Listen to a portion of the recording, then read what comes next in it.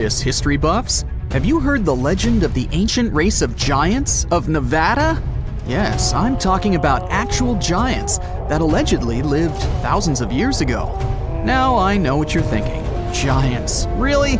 Well, archaeological finds add fuel to this debate too. And here's where it gets interesting. Lovelock Cave was indeed used as a burial site, and some of the remains found there are much larger than average human bones.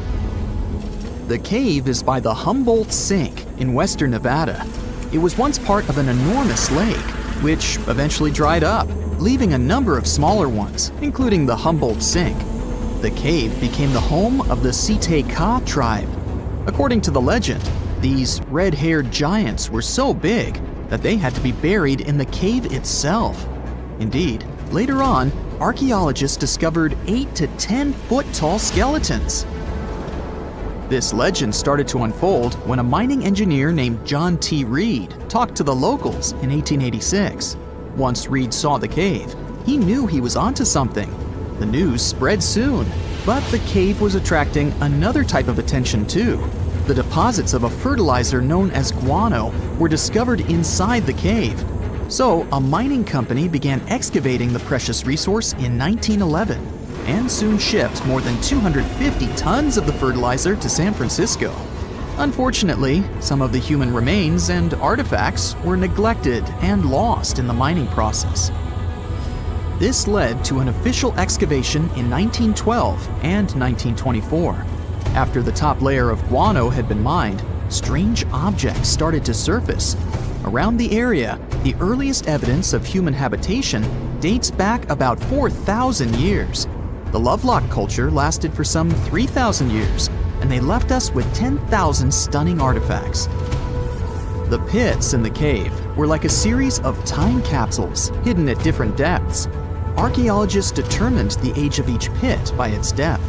It turns out that many different groups used the cave for storage over a really long time, and the things they stored there give us a really cool glimpse into their cultures. It's like a giant ancient storage unit full of hidden treasures. What have the researchers found besides the giant bones, you might ask? Some other bodies were mummified using a method similar to the one applied by ancient Egyptians. These remains also had something in common with the bodies discovered as far south as Lake Titicaca. Both mummies had some red hair. Yet, there are scientists who believe this reddish hue is the result of the interaction with the environment in which the bodies stayed. So, while the story of the red-haired giants may be a wild and intriguing tale, not everyone is convinced. Some experts believe that the bones found in Lovelock Cave are simply the remains of prehistoric animals, like mammoths or sloths. But others insist that there's something more to the story. Other relics, such as finely crafted baskets and exquisite duck decoys made from tule fibers, were also found there. In any case, this cave is worth the attention it gets. By the way, you can still visit this cave today and see the pits of different depths with your own eyes. But let me tell you one thing, it's in a hot, dry, and isolated place. Archaeologists have made another discovery that seems to be straight out of a legend. They think they found the palace of the one and only Odysseus, who was the legendary Greek king of Ithaca and the hero of Homer's epic poem. Move over, Indiana Jones. We've got some real-life adventure happening here from around 1300 BCE. Apparently, this is the only palace mentioned in Homer's epic poems that hasn't been found. The excavations have been made on the Ionian Islands, and the view from the ruins found on the island of Ithaca are exactly as described in the Odyssey, says the professor who led the excavation team. Known to the ancient Romans as Ulysses, the Greek hero took 10 years to return home to Ithaca after the fall of Troy. For many years, Homer's other epic, called the Iliad, which tells the story of the protracted siege of Troy by the Greeks, was regarded as a myth too. But then, in the 1870s, Troy was rediscovered in modern-day Turkey's Çanakkale city. So, if they found Troy, who's to say they couldn't find Odysseus's home? The researchers were following Homer's words as a roadmap. The excavation site has a building complex with 2 levels. It has important finds, such as storerooms and workshops, a complicated drainage system, and fragments of pottery. It also has a well from the 8th century BCE, which is around the time when Odysseus is believed to have been the king. Yet, not everyone is convinced that the team has actually discovered the home of Odysseus. A British researcher named Robert Biddlestone insists that Homer's description of ancient Ithaca isn't very similar to the island that now has its name, and that Odysseus's kingdom was actually on the Isle of Cephalonia. However, Italian archaeologist Adriano La Regina might have a more realistic approach to this debate. He says that whether this find has a connection to Ulysses or not, what's more important is the discovery of this royal palace. Once upon a time, in a land far away, the Klamath Indians spread a legend about the creation of Crater Lake. Okay, maybe this land is not that far away, and it still exists. You can find it in south-central Oregon, in the western United States. Anyway, the legend has it that this lake was formed in a vicious battle between 2 volcanoes, Mount Mazama and Mount Shasta. Then the spirits of Earth and the Sky, which are Lao, who ruled the below world, and Skell, the chief of the above world, joined the fight. It turned into a geological drama. During the battle, darkness veiled the land. The fight was over when Mount Mazama collapsed and sent Lao back into the underworld. Then the rain filled the pit and created a lake in the place where the mountain had once stood. Flash forward to our time. Scientists have discovered that Mount Mazama did erupt 7,700 years ago. Artifacts found in the area prove that the legend indeed contains some details about the explosion. The tale says that red-hot rocks were flying through the sky. This happened during the volcanic eruption that caused the mountain to collapse. This created the volcanic caldera, which later on got filled with water. What makes this legend came true story unusual is how long it has existed. According to researchers, these types of verbal stories lose their credibility within 600 to 700 years. That's why the legend about the creation of Crater Lake is so unique. So many generations, for hundreds of years, have been accurately passing down the information. This volcanic Crater Lake is now in a national park. It's famous for its deep blue color. The water in it is extremely clear. If you visit it today, the water you'll see won't be the same as for someone who will visit the place 250 years later. Because there are no rivers flowing into or out of the lake, the existing water evaporates and the lake gets filled again by rain and snowfall. Basically, every 250 years, the water is replaced. Plus, this lake is almost 2,000 feet deep, which makes it the deepest lake in the United States. Swimming is okay in the lake, but there's only one legal and safe trail to get to the shore. There are other activities, such as fishing and boat tours. Shared human experiences, such as birth, marriage, and aging, may explain why certain tales are shared globally.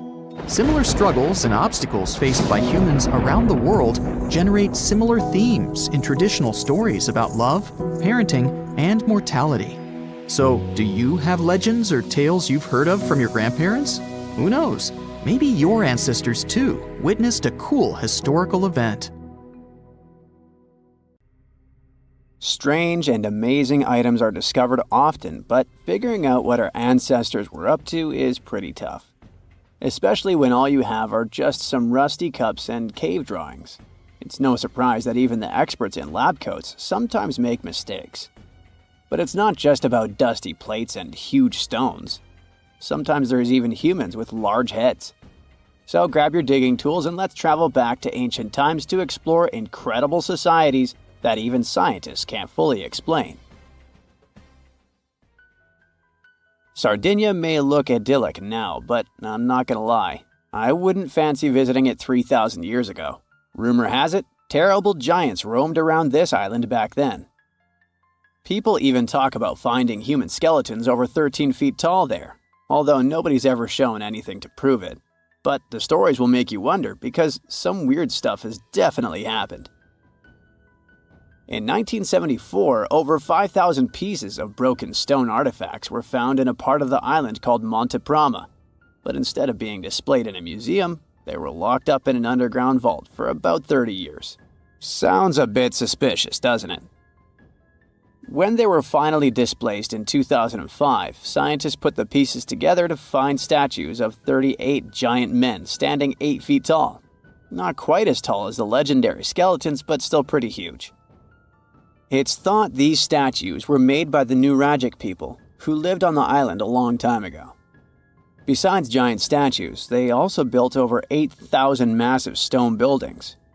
Perhaps Nuragic weren't giants themselves, but they definitely liked their things big. I do too. I like a big number of likes on our videos. That would be pretty great. Thank you if you liked this and subscribed. Now back to the video. You and I are pretty smart, but we might not be the smartest humans ever. Actually, we might not even be the smartest species. Since 1913, some skull fossils found in South Africa have hinted at a possibly smarter contender called Boskop Man. This human-like species might have lived as recently as 10,000 years ago. Their skull suggests they had really big heads, which means their brains could have been 30% bigger than ours. Wow! Their average IQ could have been around 149, making them among the smartest 0.05% of people today. But if a Boskop brainiac was so much smarter, why are they not around and we are? Well, bigger isn't always better, you know. Our brains are a lot bigger than our ape relatives, mainly in the prefrontal cortex. This part helps with high-level tasks like making decisions, remembering things short-term, and being aware of ourselves.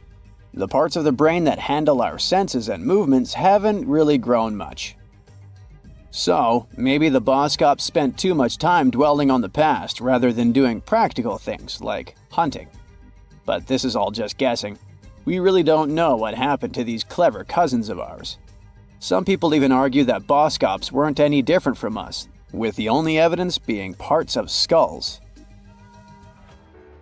The jungle is huge. Did you know the Amazon rainforest is home to about 30% of all the world's plant and animal species? That's impressive. However, the history of one native species, humans, has long puzzled scientists. The mysterious Kasarabe people lived here for hundreds of years and then vanished around 1400 AD. People thought the Amazon only had a few scattered tribes, but recently we discovered big, unusual shapes in the ground called geoglyphs. These might look like simple shallow ditches, but they're actually the remains of a vast civilization that spread over 5,000 square miles and includes about 450 markings, some as wide as 1,300 feet. That's insane! They likely contained ceremonial buildings and could have hosted up to 1 million people as recently as 550 years ago. Thanks to new technology like LiDAR, which uses a safe laser to map the forest without harming it, we can explore deeper. In 2019, some scans showed miles of raised roads and pathways and even pyramids over 70 feet tall.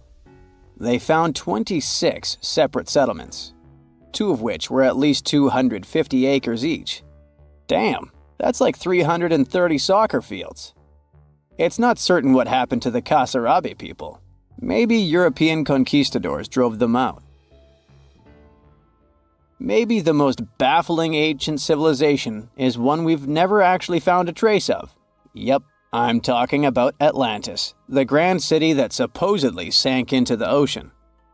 The first mentions of Atlantis come from the ancient Greek philosopher Plato, who talked about a great city near the Strait of Gibraltar. But for ages, everyone just thought Plato made up Atlantis as a perfect version of his own Athens.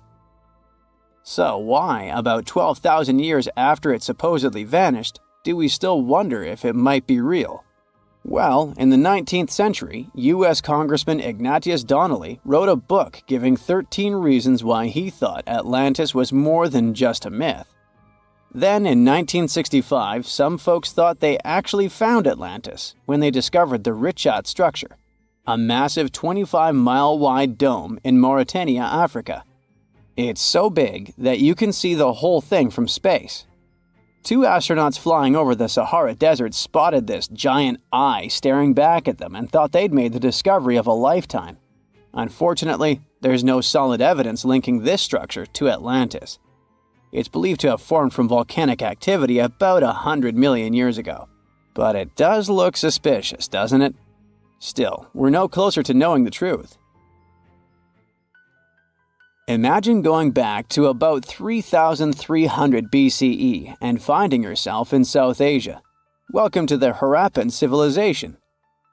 These people were way ahead of their time. They had cities like Harappa and Mohenjo-daro, complete with baked brick houses, sophisticated drainage systems, and even public baths. This place might have had over 5 million people, making it one of the densest regions at the time. They also invented a system of standardized weights that was incredibly useful for traders. And trading they did. These people had connections stretching all the way to the Middle East, thanks to their great skills in metallurgy. They even had a form of ancient branding. The seals were used to stamp clay on trade goods. Despite being so advanced with a thriving urban life, there's a whole bunch of mystery shrouding their language and script. We've got bits and pieces of their writing, but no one's deciphered them yet, even with all the technology we have today. We also still don't know how exactly their society worked. It looks like they didn't flaunt their social status as much as other civilizations. No grand palaces or massive monuments. Instead, their largest buildings might have been granaries. They sure were practical. Unfortunately, all good things must come to an end. Around 1800 BCE, this bustling civilization started to decline, possibly due to shifts in river patterns. As the environment changed, the Harappans packed up, moving towards more hospitable lands. Ever heard of the Minotaur? The beast with a bull's head and a man's body, hunting the bravest travelers in a massive maze. Well, this wasn't just any old tale. It was one of the most popular dramas of the ancient world. And it was inspired by this place, the island of Crete. The Minoans lived here during the Bronze Age. They had stunning palaces, amazing frescoes, and a culture so rich it still fascinates historians to this day. They built places like Knossos, which was so complex with its multi-story buildings and elaborate hallways that it might have inspired the whole labyrinth myth. Their engineering was so ahead of its time that even their drainage systems were more advanced than what many of us have today. Let me know in the comments which of these stories you find the most fascinating, and thanks for watching. Around 150,000 years ago, the Dragon Men, with huge skulls, square eye sockets, and enormous teeth, used to roam the frosty forests of northern China. They didn't get their name after fire-breathing monsters, though, but after a river where construction workers accidentally found the first skull in 1933. The skull that came from the river mud was large and nearly complete, with an elongated cranium and a heavy brow bone. It must have looked so crazy that the worker who found it decided to hide it for years in an abandoned well. Before passing away in 2018, he told his grandchildren about his secret find, and they rushed to the well. Scientists got their hands on the skull only in 2021. They noticed an odd mishmash of features.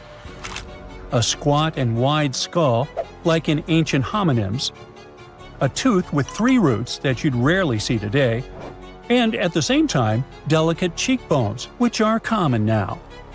To identify the find, a team of scientists studied 95 old skulls, jawbones, and teeth from different ancient human groups.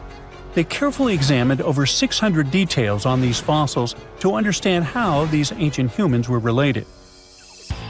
Then, they used a super powerful computer to create billions of family trees showing how these groups evolved over time. The goal was to find the simplest path of evolution, which most scientists think is the most likely way things happened. After all the calculations, the tree showed that the Dragon Man skull belonged to a new branch of ancient humans, and it turned out to be very closely related to modern human mammals. Researchers found out that the skull belonged to a man who lived at least 146,000 years ago in East Asia. Back then, modern humans or Homo sapiens lived alongside other human-like relatives, like the Neanderthals and Denisovans. The discovery of the Dragon Man, or Homo longi, as they also call him, could rewrite the story of human evolution. It might be closer to modern humans than even the Neanderthals. We just had no idea what his face looked like until now. A scientist from Brazil created a 3D digital model of Dragon Man's face based on his skull. Since some parts of the skull were missing, he used a complete skull from another ancient human, Homo erectus, to fill in the gaps. He then used special scans from modern humans and chimpanzees to figure out how the skin and muscles would fit on the skull. To make the model look more realistic and lifelike, the scientist also added hair and colors to bring Dragon Man to life.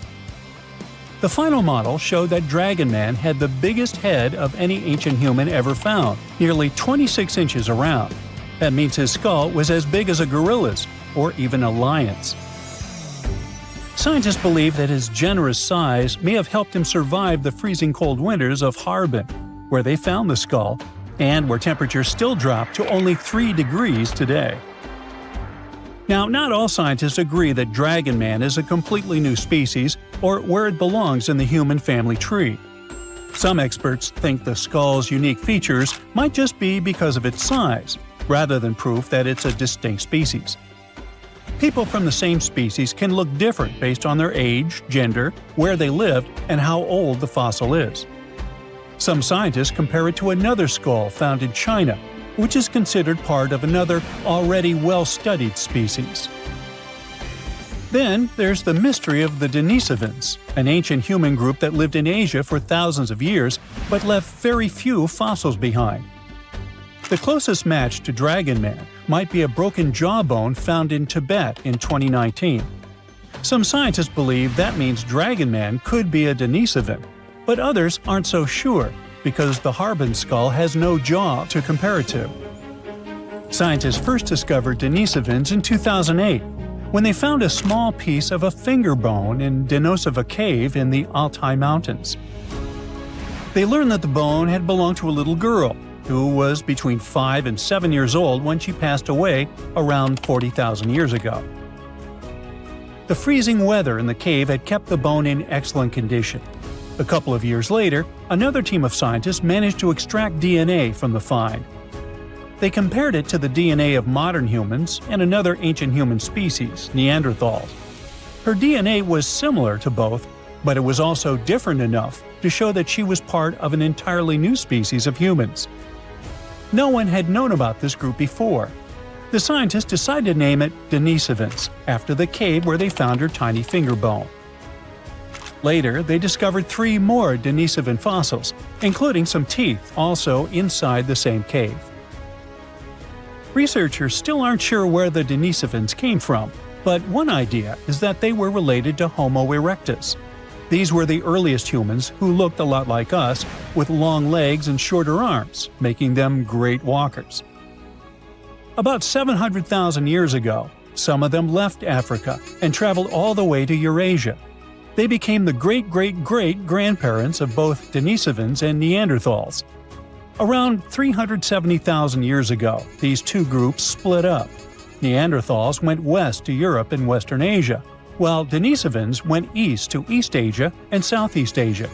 Some Denisovans even made it to the Philippines, Papua New Guinea, and beyond, crossing the Wallace Line, which separates Asia from Australia. More recently, scientists studied the DNA of many people from Southeast Asia and found that Denisovans might not have been just one group of ancient humans, but 3 distinct kinds. One of these groups was as different from other Denisovans as Neanderthals were. Some Denisovans may have lived longer than the Neanderthals, who disappeared around 40,000 years ago. A study suggests that one group of Denisovans lived alongside modern humans in New Guinea until at least 30,000 years ago, and maybe even as recently as 15,000 years ago. If that's true, they were the last humans on Earth besides us. This surprising discovery is part of a growing number of finds showing that ancient Asia was full of various versions of humans, including the newly discovered kind in the Philippines. Scientists now realize that the islands of Southeast Asia were a hotspot for early humans. They believe learning more about early humans could help them better understand the genetic properties of people in Indonesia and neighboring regions, and even improve healthcare in the region. Researchers found special clues in their DNA that show ancient human groups split apart an exceptionally long time ago. When Homo sapiens traveled from Africa, they formed families with other early humans and passed small pieces of those ancient relatives' DNA down through the generations. Scientists still don't know for sure why Denisovans and Neanderthals disappeared while Homo sapiens survived. One plausible reason is that Neanderthals and Denisovans lived in small, close-knit groups, which may have caused health problems over time. Our ancient ancestors lived in big groups with more genetic variety, which helped them stay healthier and adapt to changes. Another big advantage was that Homo sapiens had strong social networks. They shared innovative ideas, tools, and survival skills. In the end, Denisovans couldn't handle the tremendous changes happening on Earth and slowly disappeared. Well, here you are, on a week-long trek through the Himalayas. You're exhausted, the cold is cutting through to your bones, and suddenly, you stumble upon a human skeleton near a lake. You look around, and there are dozens, maybe even hundreds of bones scattered across the ground. Well, guess what? This really happened in 1942 with an Indian forest official. Since this chilling discovery, researchers have been trying to figure out how so many people lost their lives in such a remote, isolated spot. So, what happened up there? We're talking about Roopkund, a lake sitting at over 16,000 feet in the Himalayas. But it's not just known by that name. People also call it Mystery Lake, or even more bizarrely, the Skeleton Lake. This place is remote, I mean really remote. It's not just because it's insanely high up, but also because it's surrounded by snow-covered mountains. Now, if you're planning to go there, make sure you have some solid hiking shoes. It's a week-long trek covering more than 30 miles of tough, rugged terrain. Along the way, you'll pass through all kinds of challenging landscapes: moss-covered oak forests, misty fields with an eerie vibe, and up at the top, snow. The highest point of the trek is a knife-edge ridge called Junargali. Just below that lies Roopkund. The closer you get to the lake, the darker the atmosphere feels. And on the ground, you can find human skeletons scattered around, belonging to more than 300 people. Along with them, there were things like wooden artifacts, leather slippers, and rings. Okay, so something really macabre happened here. But what? Well, we have three main theories. Theory number 1, the local legend. According to this story, a long time ago, a king named Raja Justival went on a pilgrimage deep into the Himalayas to reach a sacred mountain temple. He brought his pregnant queen, Rani Balumpa, along with a group of servants, dancers, and others. While they were up in the mountains, a massive hailstorm hit, or as the legend goes, an angry deity started hurling iron balls from the sky. Either way, the storm was brutal, and they had nowhere to take shelter. In the end, they all lost their lives near the lake. Theory number 2, an escape route. Some say the remains belong to Indian soldiers who tried to invade a foreign territory back in 1841, but they were defeated. Over 70 of them were forced to make their way back home through the Himalayas, and they met a tragic end along the way. Theory number 3, a mass grave. This theory suggests that some kind of widespread health issue hit the group. They were all buried there, in isolation, to prevent the disease from spreading. In this case, Roopkund Lake and its surroundings would basically be a cold, remote cemetery. Now, do you know what all these theories have in common? They all assume that the skeletons belong to a single group of people who died in one catastrophic event. But then science came along and things got way creepier. In 2019, 28 scientists from institutions in the US, India, and Germany teamed up for 5 years to figure out what the heck happened up there. They studied the remains of 38 individuals, 23 men and 15 women. And right there, we can already toss out theory number 2. That's important because if these people had been soldiers on a military mission, you would expect most, if not all of them, to be men. Armies in the past were almost entirely male. But here, there were just too many women for that to make sense. And on top of that, no signs of combat or military gear were found at all. After a genetic analysis, researchers noticed that the individuals weren't part of the same family, at least not by blood, like third-degree relatives or closer. And most importantly, they were mostly healthy. These two facts help rule out theory number 3. It probably wasn't some kind of highly contagious health problem. But the most shocking part is that these skeletons didn't belong to just one single group. They actually came from 3 distinct groups. The first group had ancestry that falls within the range of present-day South Asians, basically from the regions that are now India, Pakistan, and Nepal. The second group had ancestry typical of Eastern Mediterranean, just like people from today's Greece, or more specifically from Crete. And they also identified one individual with Southeast Asian-related ancestry. The dating also shows that these remains weren't deposited at the same time. In other words, groups 1 and 2 didn't live during the same period. Their deaths were actually spread out over as much as 1,000 years. Oh great, now theory number 1 is out the window too. After all, the studies can confirm that these people passed away in at least 2 separate tragic events. According to the researchers, there is a possible clue about where at least some of the people with South Asian ancestry might have come from, or why they were even up there in the first place.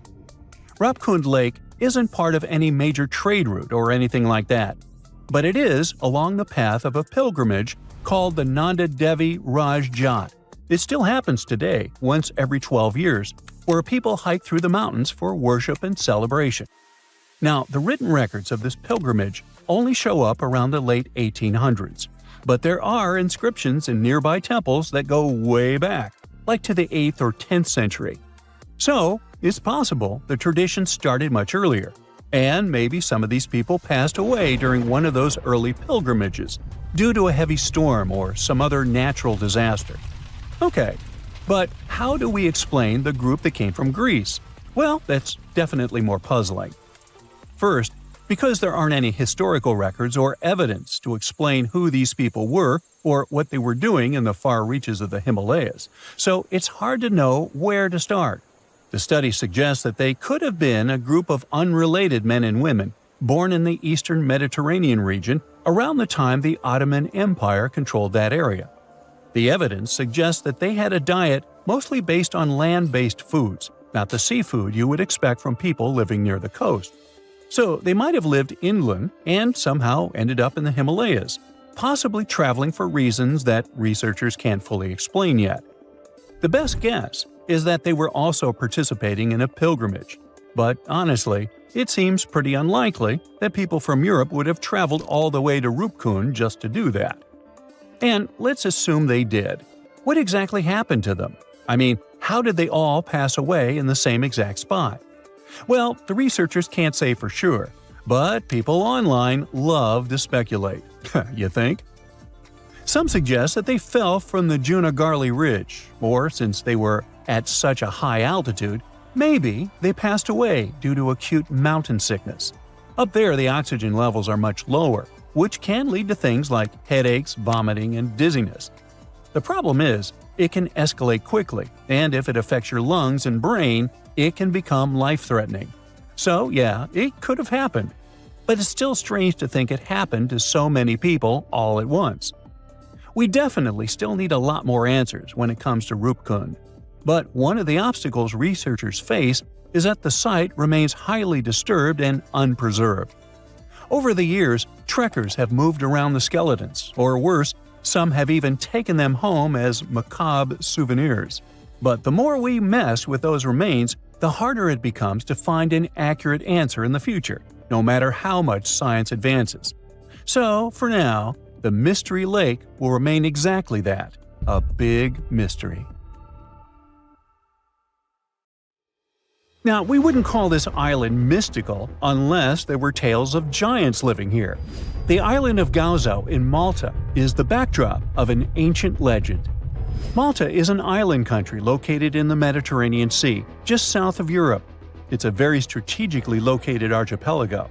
Throughout history, it was ruled by many different societies, such as the Phoenicians, Greeks, Romans, and Carthaginians. One cold night, thousands of years ago, a farmer noticed the sky turn orange, then red, when he heard a loud thump. Although the ground seemed to be moving, this wasn't an earthquake. When he looked toward the woods, he saw a giant silhouette, taller than the trees. As he fearfully approached, he realized it was a woman, a giant woman. She introduced herself as Sansuna. Unlike the terrible giants of many tales, Sansuna didn't want to exterminate the human race. She was loving and caring. She told the farmer that she and her people could help protect their land from invaders.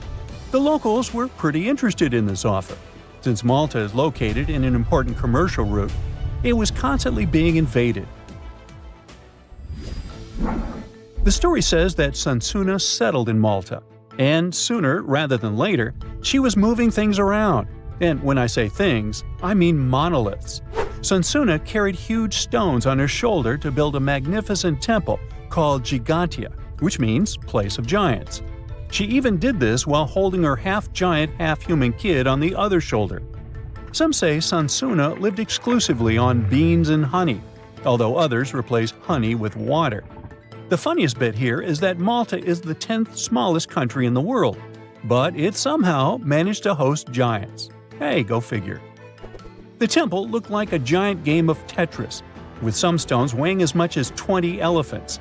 Some of these monolithic rocks are so heavy, scholars guess it would take 50 men working together to lift just one stone. Now, as much as this is entertaining, humans never proved giants were real, so this story couldn't be true. There's a brief mention of a species of giants called the Nephilim in some ancient texts. The Nephilims would have been terrible giants that wreaked havoc on the earth and only survived until the Great Flood. But nobody ever found real proof of this species really existing on Earth, until this came along. The world of Maltese archaeology unearthed quite a few shocking things in the past years. One of them are known as the Hypogeum skulls. Hypogeum is the Greek word for underground, and this incredible site was discovered in the first decade of the 20th century.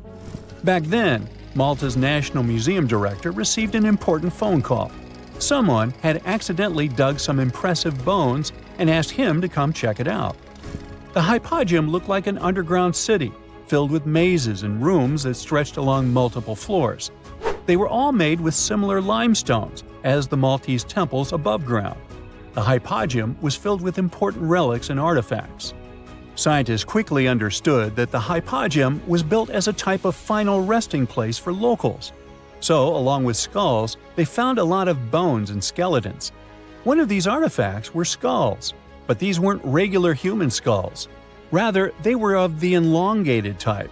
To make matters worse, these skulls were hidden from the public for years. People started to talk and created a bunch of theories behind it. The truth is that this discovery was a turning point for Maltese archaeology, although scientists didn't know what to do with it. Some wondered if these skulls were natural or manipulated, since they knew some cultures in the world used head binds to alter their skulls. Other scientists threw in the hypothesis of little gray people or even the legendary giants. Some say that the elongated skulls could have been sculptures that worshipped otherworldly deities. There was no way to confirm any of these theories. So the question remained: who were the builders of Malta's megalithic temples? Now let's take a look at what scientists know. The Maltese megalithic temples have been standing strong since 3500 BCE, which is even older than the pyramids of Egypt. The main dilemma here is that these temples were built even before we invented writing, yet they required advanced technological skills to exist. The Gigantia Temple seems too absurd to have been built by humans. The South Temple has a corridor with 4 oval rooms on the sides, looking like a big shamrock leaf. In one of these rooms, scientists found altars decorated with spiral patterns. It looked like an altar of some sort, indicating early Maltese people used them for ritualistic purposes. The North Temple is similar but smaller, with a very low entrance that makes people crouch down to get inside. You get it? You need to bow down to their deities in order to get into this sacred place. I mean, one can't help but wonder about the secret reasons these ancient builders had to build such a huge temple. I'm thinking they probably cast one of Daenerys' dragons to move the monoliths around. Yeah, I'm joking here. But hey, remember the entrance to King's Landing? Yup, the series used the Medina Gates in Malta as the exterior of King's Landing during Episode 3 of Season 1. Anyways, back to the giants. The ritualistic theory of the whole thing won a few points when archaeologists uncovered these mysterious figures. They're popularly known as fat ladies. These tiny statues have round bodies and faces that show how much they enjoyed life. They kind of look like a miniature Sunzana, the giantess we talked about. Scientists believe these were statues that celebrated well-being and prosperity. It does prove that the people of the time had advanced craftsmanship skills, and they were pretty intentional with their constructions and art manifestations. One of these statues is known as the Sleeping Lady. This Neolithic piece of art depicts the figure of a large woman lying on her side sleeping. After studying it deeper, scientists guessed this statue was meant to represent the Great Reaper. It was found in the hypogeum, which we now know was a huge resting place. This specific statue is different from all the other fat ladies, starting with the hair and the embroidered skirt. Then there's this statue. This is supposed to represent an 8-foot-tall woman and the rim of her skirt. She was discovered in the most unusual of ways. A farmer was trying to plow his field, but he kept hitting large blocks of stone. All the way back in 1915, the farmer called Malta's National Museum director and asked him to come check it out. Some think this is all the proof you need to confirm that Sunsana was real. Others aren't all that sure. But that's not all. The place where this giant statue was buried revealed one of Malta's most impressive archaeological sites, the Tarsian Temples. The temples were made from limestone blocks. Some are 20 feet tall and weigh around 20 tons. Zamet, the museum director, kept digging and discovered multiple sites made of megalithic stones. All of them supposedly built by Stone Age farmers, all stranded on a remote island in the Mediterranean Sea thousands of years ago. It just doesn't make sense. I mean, look at these temples in Manidra. This is probably the world's earliest calendar. On the equinoxes, the sun passes directly through the main doorway, straight down the central axis. On the solstices, there are two superb variations. During the summer solstice, the rays fall on the edge of the megalith to the left of the doorway, and during the winter, the rays fall to the right side of the doorway. It's astronomical precision at its finest. And what about the structures in the Hall Tarsian that we've already talked about? This complex is the oldest one in all of Malta. It was built with the purpose of doing animal offerings to deities. Scientists confirmed this by unearthing numerous animal bones buried in the soil. They also found a great collection of spirals, indicating that the locals also used this temple for ritualistic purposes. Overall, there are 7 megalithic temples in Malta, each more impressive than the other. Scholars keep on digging to see if they can uncover the truth, much like researchers do with the pyramids of Egypt, the lost Mayan cities in the Americas, and other sites. Deep inside the heart of the Amazon rainforest lies a cave so massive, it defies logic. Stretching for 2,000 feet, this tunnel is so big a human could easily walk around inside of it. Its walls are etched with deep, mysterious claw marks. But this is just one of many. If you travel to the south of Brazil, you'll stumble upon over 1,500 similar caves, ranging from modest tiny burrows to massive passageways. These are not your average spooky, bat-filled caverns. They're what researchers call paleo burrows, also known as ancient underground structures dug by creatures so colossal they make modern elephants look small. Whatever creature dug those tunnels displaced 800 elephants worth of dirt. I know, it still looks like a normal cave, but experts noticed this one was special because the walls were too neat and rounded, and the floor was too smooth. Besides, no water or erosion leaves such signs of serious digging power. These Brazilian caves are the largest geological records of animal activity on the planet. It's like stumbling into a prehistoric house made by creatures the size of cars. To unlock this mystery, researchers analyzed the scratch marks on the walls and realized they had probably been made by giant ground sloths, a species called valgipes, which could weigh nearly 9,000 pounds and eat your average annual menu in about 3 days. Despite being huge, these animals were not earthbenders. They had to work in groups if they wanted to dig such long tunnels. This is why scientists believe many sloths shared the same tunnel and dug it together. Even some giant armadillos may have helped with the digging. After all, they were ridiculously skilled excavators and lived there too. Okay, but why would a giant sloth or armadillo need a 2,000-foot-long underground lair? Great question. And the truth is, scientists aren't totally sure. It doesn't make sense for them to dig tunnels this massive just to escape predators, especially since the tunnels were big enough for a saber-toothed tiger to crawl in, for example. So, unless they installed prehistoric security systems, this theory has holes. Haha, pun intended. The best bet is probably climate.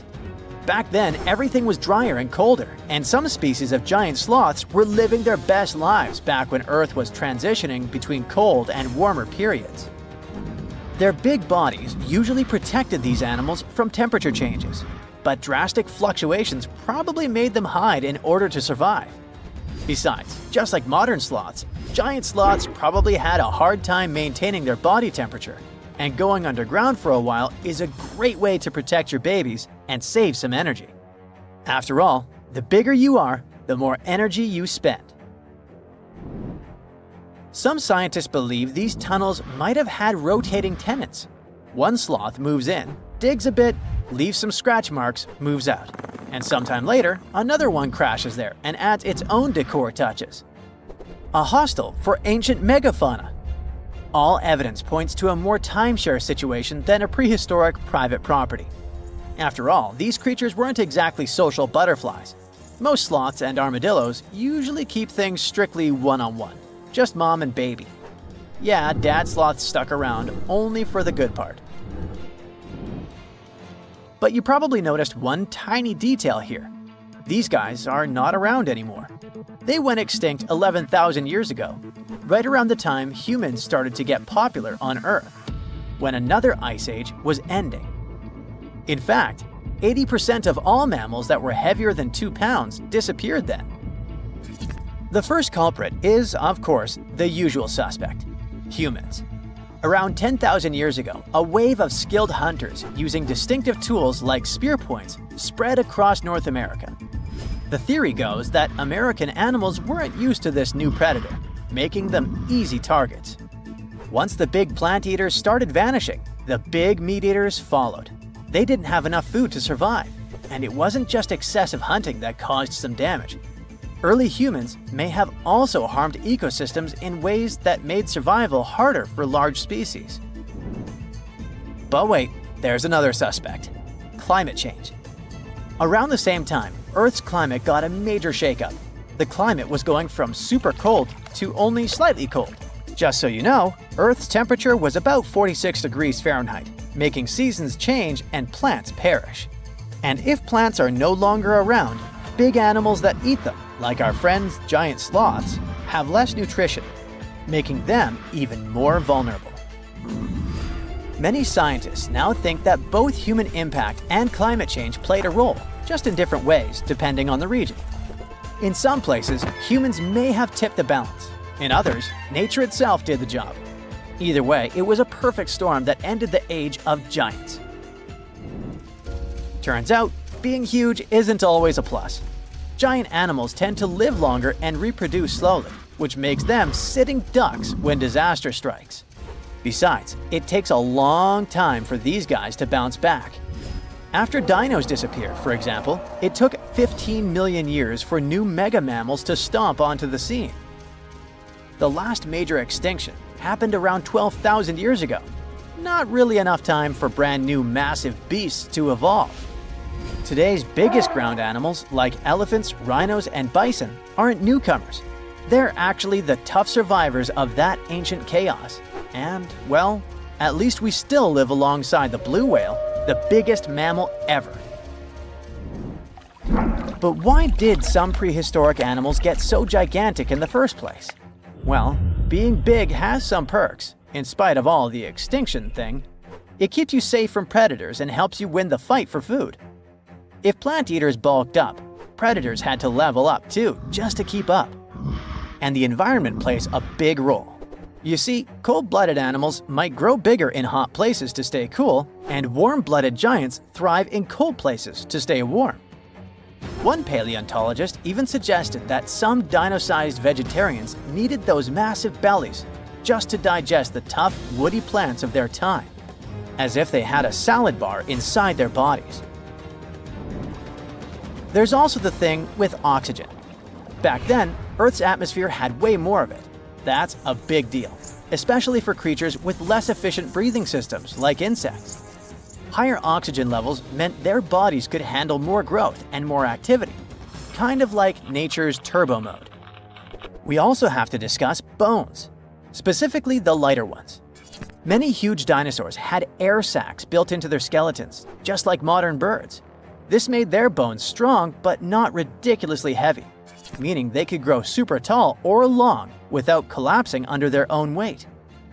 Those air sacs also helped with cooling down, which is super important when you're basically a walking oven of muscle. On the flip side, modern mammals are limited by gravity and biology. Bigger bodies need stronger hearts, lungs, and blood pressure just to keep functioning, and land doesn't offer much support. This also explains why whales got even bigger than dinosaurs. The ocean acts like a natural support system, which pretty much means that buoyancy helps hold up all that mass. So blue whales can hit a jaw-dropping 330,000 pounds without turning into pancakes. On land, that kind of size would be a serious health hazard. So ancient giants weren't just freaks of nature. They were the result of the right mix of air, food, physics, and environment working together in just the right way. The whole extinction event surely is a bummer for giant sloths that worked as gigantic engineers of nature, but it surely prevented us from sharing the planet with insects the size of crows, like some types of griffin flies or millipedes reaching almost 6 feet in length. Yikes! Now, if you'll excuse me, I'm going to appreciate modern sloths. Slow, small, and thankfully incapable of terraforming the landscape and giving me insect-related panic attacks. A comfortable abode with a gorgeous view of the Mediterranean Sea will serve as a perfect rain shelter. Well, this is what a real estate advertisement might have looked like for Neanderthals 100,000 years ago. Welcome to the weird and wonderful caves you could live in, or not. Of course, back then, neither real estate and advertising had been invented yet. Never mind the fact that Neanderthals couldn't build houses and often lived in caves. Yet, one of those caves looks an awful lot like a residential building. It's situated inside a high limestone cape called the Rock of Gibraltar. If the Neanderthals had had an economy, the caves inside this rock would have cost a bundle. Navigators discovered it in 1907. They just spotted a big hole inside the fortified rock. For many years, scientists have studied this place and found some traces of Neanderthals. They discovered ancient tools in the cave and bones of old animals. But the coolest thing was, they found 4 caves inside the rock. It was like a residential complex. Neanderthals lived alongside neighbors and helped each other hunt and fish. They created feather decorations and painted abstract drawings on the walls. Imagine our ancient predecessors hanging out in these caves 100,000 years ago. And now, scientists hang out there and study the primeval past of Neanderthals in detail. At the end of 2021, archaeologists uncovered a gap inside one of the caves leading to an unknown tunnel. They crawled through this hole and opened a new space under the cave roof. This place has been closed off from the outside world for over 40,000 years. And it seems it was one of the most prestigious apartments in the entire mountain complex. It has high ceilings with ancient stalactites. The ruined stone curtains divided the apartment into several rooms. Scientists also found the remains of ancient animals and scratches on the walls. It seems that Neanderthals had never lived here, but they used to visit this place. Archaeologists found the shell of a sea snail called dog whelk. One of the Neanderthals brought it here for some reason, but the primary owners of this place were hyenas. These caves show that Neanderthals were closer to humans than to monkeys. They had a way of life and even some customs. There's still a lot of work ahead, and scientists hope to find new rooms inside this rock.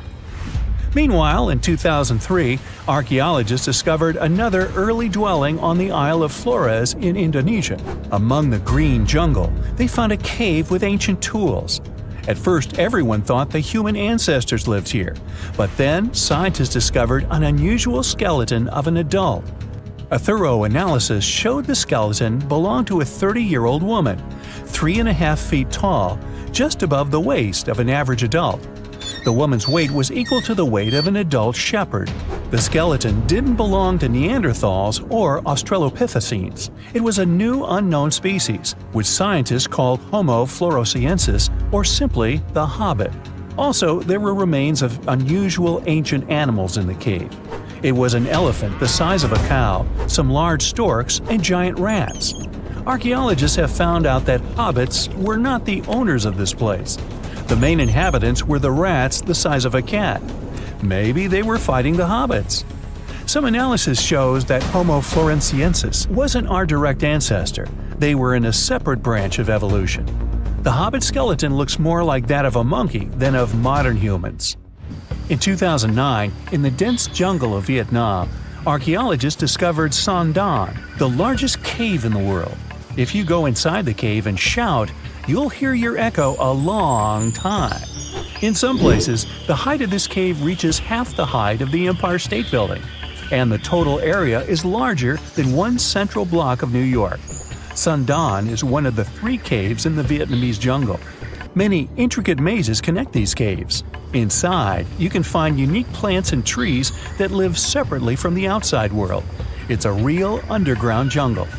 In some places, you can find collapsed ceilings that let the sunlight in. Besides unusual trees and plants, ancient stalactites hang there. Some limestone deposits are more than 450 million years old. They were here even before dinosaurs appeared. There are also many rivers in the cave. Rainwater coming down from holes in the ceiling has formed them. Fast streams resemble slides in a water park. They lead to unknown underground labyrinths. Scientists have studied only a small part of all these caves. The next unusual cave is in New Zealand. Hundreds of thousands of fireflies live inside. Each of them glows with a blue light. Together, they light up the cave. It may seem to you that you're on another planet, but you can't stay there for a long time. Special air measuring devices are everywhere. Scientists monitor the level of carbon dioxide necessary for the normal existence of fireflies. These insects are sensitive to the environment. If there are many people in the cave, or they stay there too long, the park staff will ask them to leave the place. It's like you're literally stealing oxygen from the fireflies. We've seen some pretty amazing caves so far, but how about a scary one? We're going to the desert of Yemen's Al Mara province. What we're looking for is not a cave, it's just a black hole in the ground, right in the middle of the desert. It's big, the size of a basketball court. It's not its size that could scare you, but what's inside. Scientists are still not sure what it is. From the depths of this black abyss, a disgusting smell of rotten eggs constantly comes out, and sometimes you can hear some strange, frightening sounds. The blackness of the giant hole in Yemen absorbs all the sun's rays, so you won't see what's there even with a powerful flashlight. People flew over this place by helicopter. They filmed using drones and the most powerful lenses, but they didn't catch anything except darkness. It looks like a big ink spot in the middle of golden sand. The locals are afraid to approach this place. They believe the cave leads to another dimension where evil creatures live. At the moment, the giant hole in Yemen is one of the most poorly studied and mysterious phenomenon of nature. How did it appear? How old is it? Where does it lead? Scientists are trying to find the answers to these questions. There are theories that the hole appeared because of construction work. Geologists drilled the soil nearby in search of minerals. it could have caused fluctuations in the Earth's crust and collapsed the surface. But no one can prove this theory, yet. And now, imagine a place where sunlight has not penetrated for more than 5 million years. There's little oxygen, and it's cold and damp. Still, life is born in this place, not only microbes and bacteria, but also something bigger. The living conditions in this cave are very different from the usual ones, so in a sense, this cave is like another planet. It's the Movile Cave in the southeast of Romania, near the Black Sea. The entrance is a small hole in the ground. Inside, a tunnel leads deep below the surface. The levels of hydrogen sulfide and carbon dioxide are above normal inside the cave. The air here is half as much oxygen as on the surface. People can't be here without an oxygen mask, but other creatures living here can. The cave is home to 48 species of living organisms. 33 of them are unknown. Here you can meet some unusual insects, white snails and white spiders, millipedes with huge whiskers, transparent shrimp, and unique species of leeches. They all live here thanks to the little bacteria autotrophs. They absorb carbon dioxide and release food particles. Bacteria feed on it. Other larger organisms feed on these bacteria, and some bigger organisms eat those little ones. In the end, everyone gets food. In this cave, evolution has created a biological system separate from the rest of the world. Now, this bad boy was the size of a husky and could maybe pass for one, except it didn't have any fur and was a top predator with extra long, blade-like canine teeth. Ooh, charming. Meet the earliest known saber-toothed animal to have ever lived. It roamed the Earth well before the dinosaurs. Scientists made the description of this creature based on its fossils found on the Spanish island of Majorca in the Mediterranean Sea. About 200 million years ago, none of us were around then, the very first true mammals appeared, and they lived right alongside the dinosaurs. But if we trace the family tree of mammals even further back, we'll find an ancient group called Therapsids. They didn't look like mammals we have today, but they had some key features that would eventually help define mammals. For example, Therapsids had special openings on the sides of their skulls for jaw muscles, and parts of their jaw bones would later evolve into the tiny middle ear bones that all mammals, including you, have today. So, the new discovery is what might be the oldest known Therapsid fossil. The fossil, which doesn't have an official species name yet, belongs to a group called Gorgonopsians. Those guys are more closely related to mammals than they are to any other living animals. Some of them were as small as cats, and others were as massive as polar bears. Gorgonopsians had some very mammal-like traits, like different types of teeth for different jobs. But unlike mammals, these ancient predators kept replacing their teeth, even their giant saber-like canines, over and over during their lives. Hey, that would be handy. Until now, the oldest Gorgonopsian fossils we knew about were around 265 million years old. But this new fossil is even older, dating back between 270 and 280 million years. The find was super detailed and complete, including its sharp knife-like fangs, part of its jaw, pieces of its spine, ribs, tailbones, and toe bones, plus most of one of its back legs. Even though the creature's skull wasn't complete, the scientists think it was about 7 inches long, and the animal itself would have been around the size of a medium-large dog, weighing between 66 and 88 pounds. But other than that, it didn't really look much like a dog.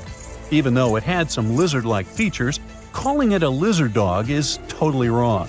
Mammals and reptiles do share a super ancient ancestor from about 320 million years ago, but their evolutionary paths split a long time ago. When the newly found creature was alive, the island of Majorca was right in the middle of the gigantic supercontinent Pangaea. Back then, this area went through super wet and super dry seasons. Scientists have always wondered if major moments in mammal history happened in tropical places like this, but we just didn't have the right fossils to prove it. Now, with the discovery of the oldest known Gorgonopsian in Majorca, the missing pieces of the puzzle are coming together. It looks like some huge steps in mammal evolution could have happened in low-latitude environments we haven't explored much yet. The so-called gap in the fossil record might just be because paleontologists weren't looking in the right spots. Our hero of the day wasn't the only cool guy rocking the planet before dinos settled in.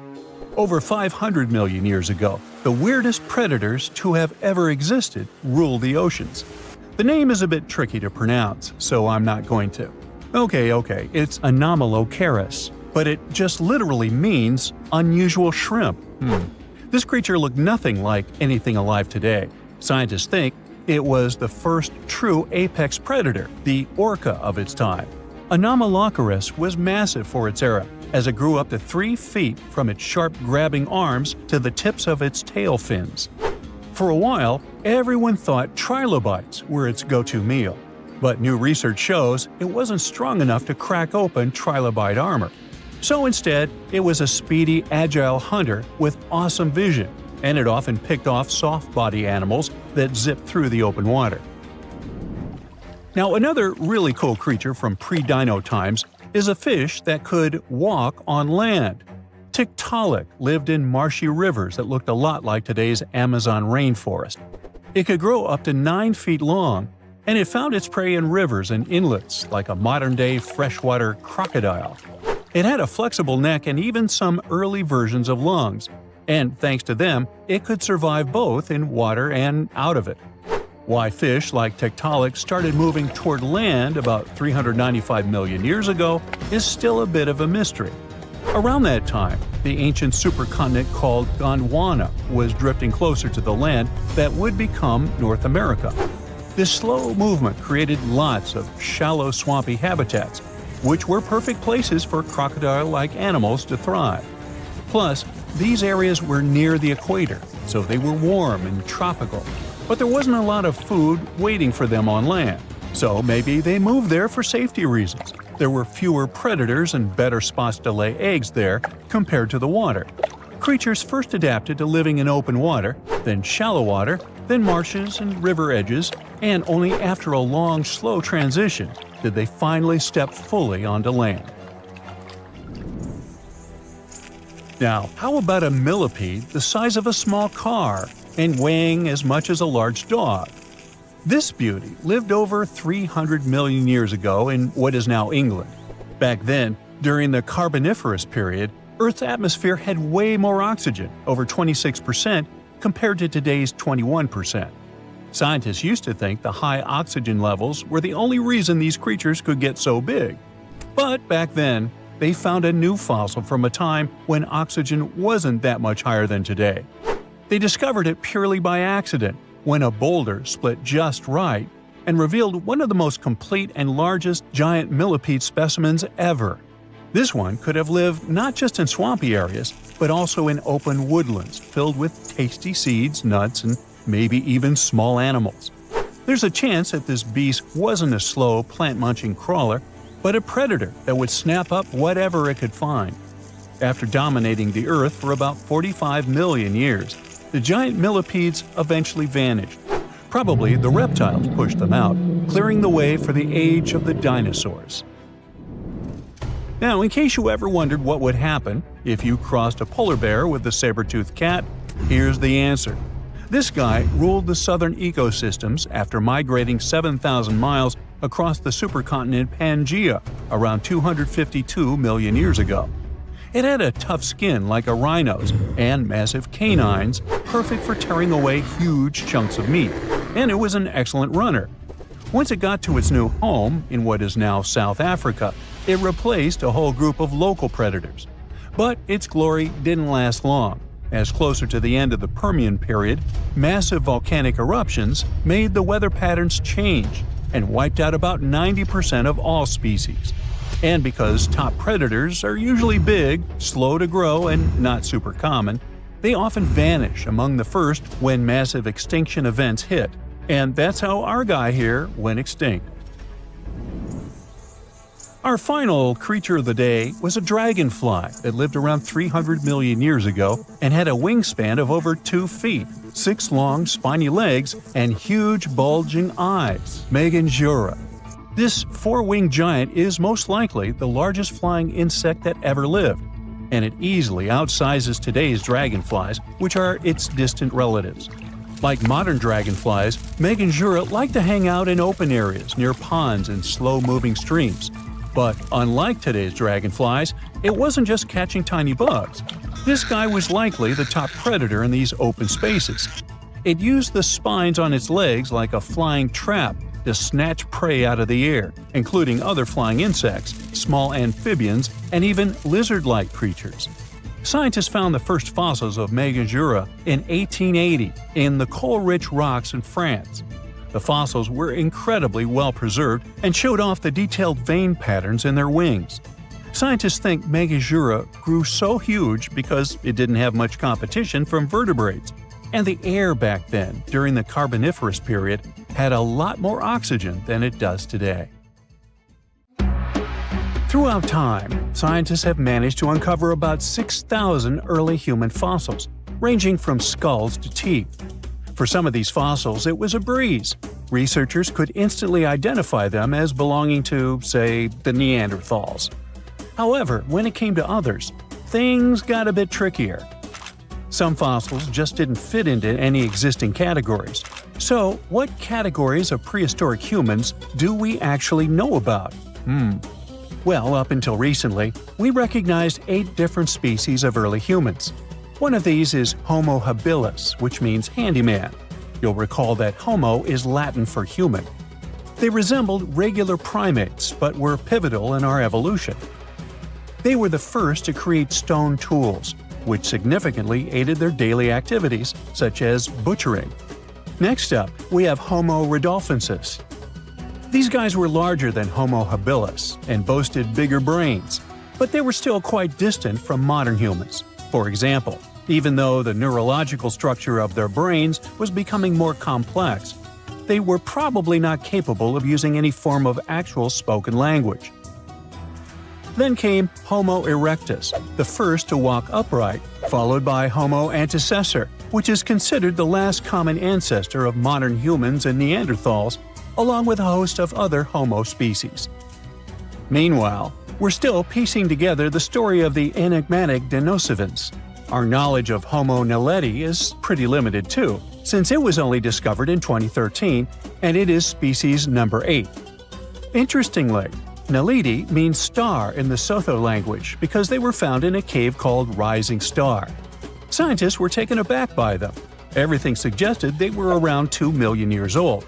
But after closer examination and some tests, it turns out that the Naledi species is much younger, between 236 and 335,000 years old.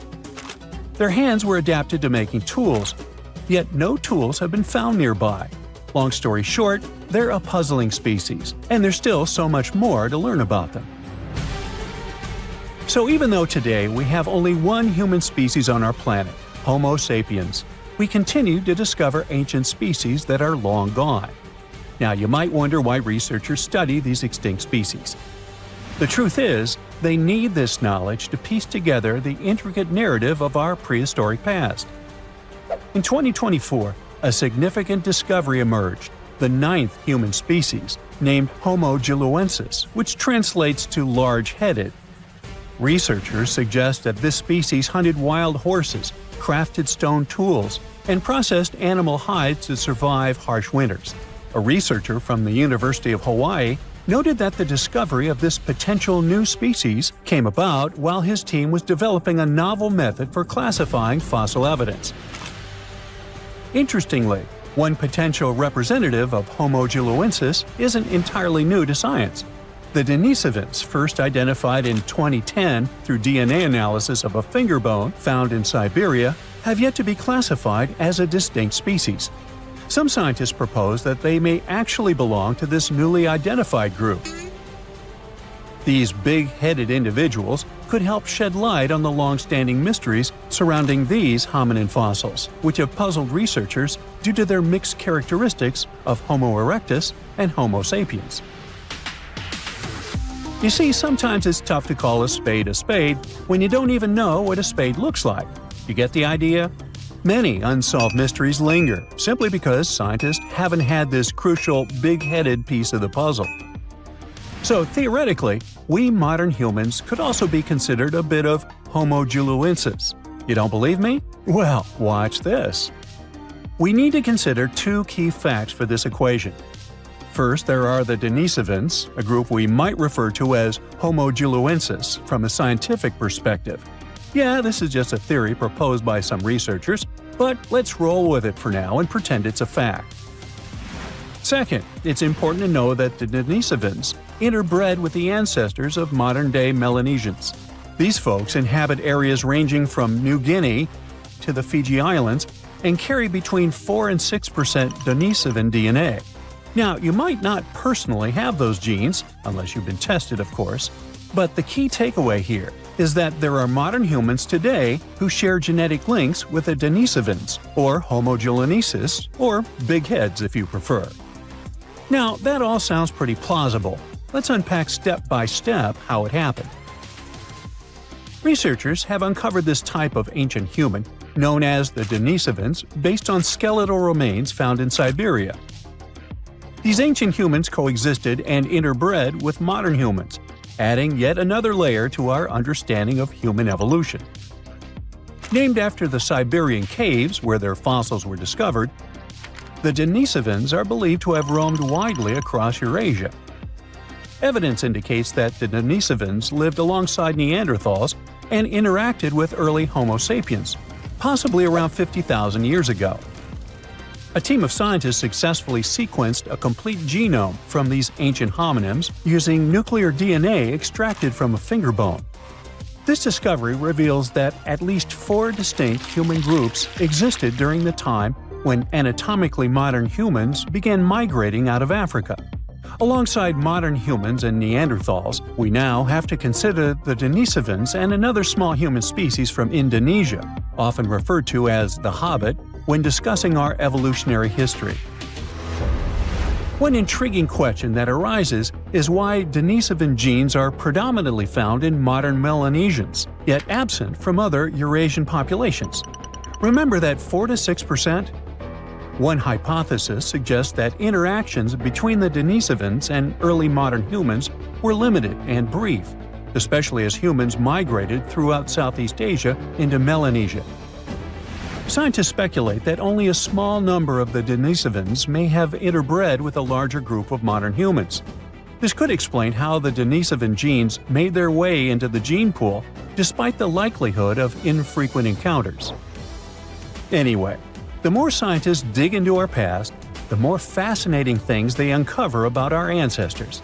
Take Neanderthals, for example. Did you know these guys were responsible for creating the very first piece of art ever? I had no idea. But a 2018 study of ancient cave art in Spain revealed what are now considered the oldest known artistic creations. We used to think Neanderthals lacked the cognitive skills needed for art, but it turns out they were actual art pioneers. Not only did they create art, but they also seem to have invented hashtags thousands of years before Chris Messina did it in 2007. Right, I'm kidding, but you'll soon get why I mention hashtags. The artworks found in several caves in Spain include simple hand stencils, a ladder-like drawing, and various other markings. Until recently, these prehistoric pieces were believed to have been made by early humans. But new testing methods suggest they're much older than we thought. Above all, the earliest recognized Neanderthal artwork, which looks like a hashtag, was discovered in Gibraltar back in 2014. To determine the age of these artworks, scientists employed advanced dating techniques using eHarmony and Match.com. Oops, wait a minute, wrong dating techniques. They actually used uranium and thorium radioisotopes instead of the traditional carbon dating. Once the necessary tests were completed, they confirmed the art was approximately 65,000 years old, 15,000 years older than the previously oldest known art from Indonesia. At that time, the only species around were Neanderthals, so it's safe to say they were behind these creations. Modern humans didn't arrive in Spain until about 20,000 years later. Hey, it was a long commute. that rules them out as the hashtag creators. The hand stencil was likely created intentionally, with the artist preparing the pigment and applying it over their hand. Plus, the caves also contain a collection of painted seashells that are an astonishing 115,000 years old. Some of these shells have been drilled, suggesting they might have been used as jewelry. Some specialists argue that the fact Neanderthals created art hints that they might have also had some form of spoken language. So maybe it's time we fully embrace Neanderthals as part of our lineage. They're humans too, just a different branch of our family tree. While these findings are intriguing, some experts remain skeptical about the new dating methods, claiming they're not entirely convinced. Hey, what do you think? Share your thoughts in the comments. Let's embark on a wild thought experiment. What if we could magically travel to all our ancestors in chronological order? Could we talk to them and actually form some connection? And just how far back can we go while still connecting with them? Well, let's see. Primates were the funky cousins of other mammals. Around 85 million years ago, during the late Cretaceous period, they went their own way and became the first of their kind. Human evolution is very complicated, and we can't draw a distinctive line on where it started. But we're going to start with hominins. Hominins are a group of primates that include all the species leading up to Homo sapiens. So, imagine you hopped in your super cool time machine and landed in the past, way back when hominins were chilling around. What would happen?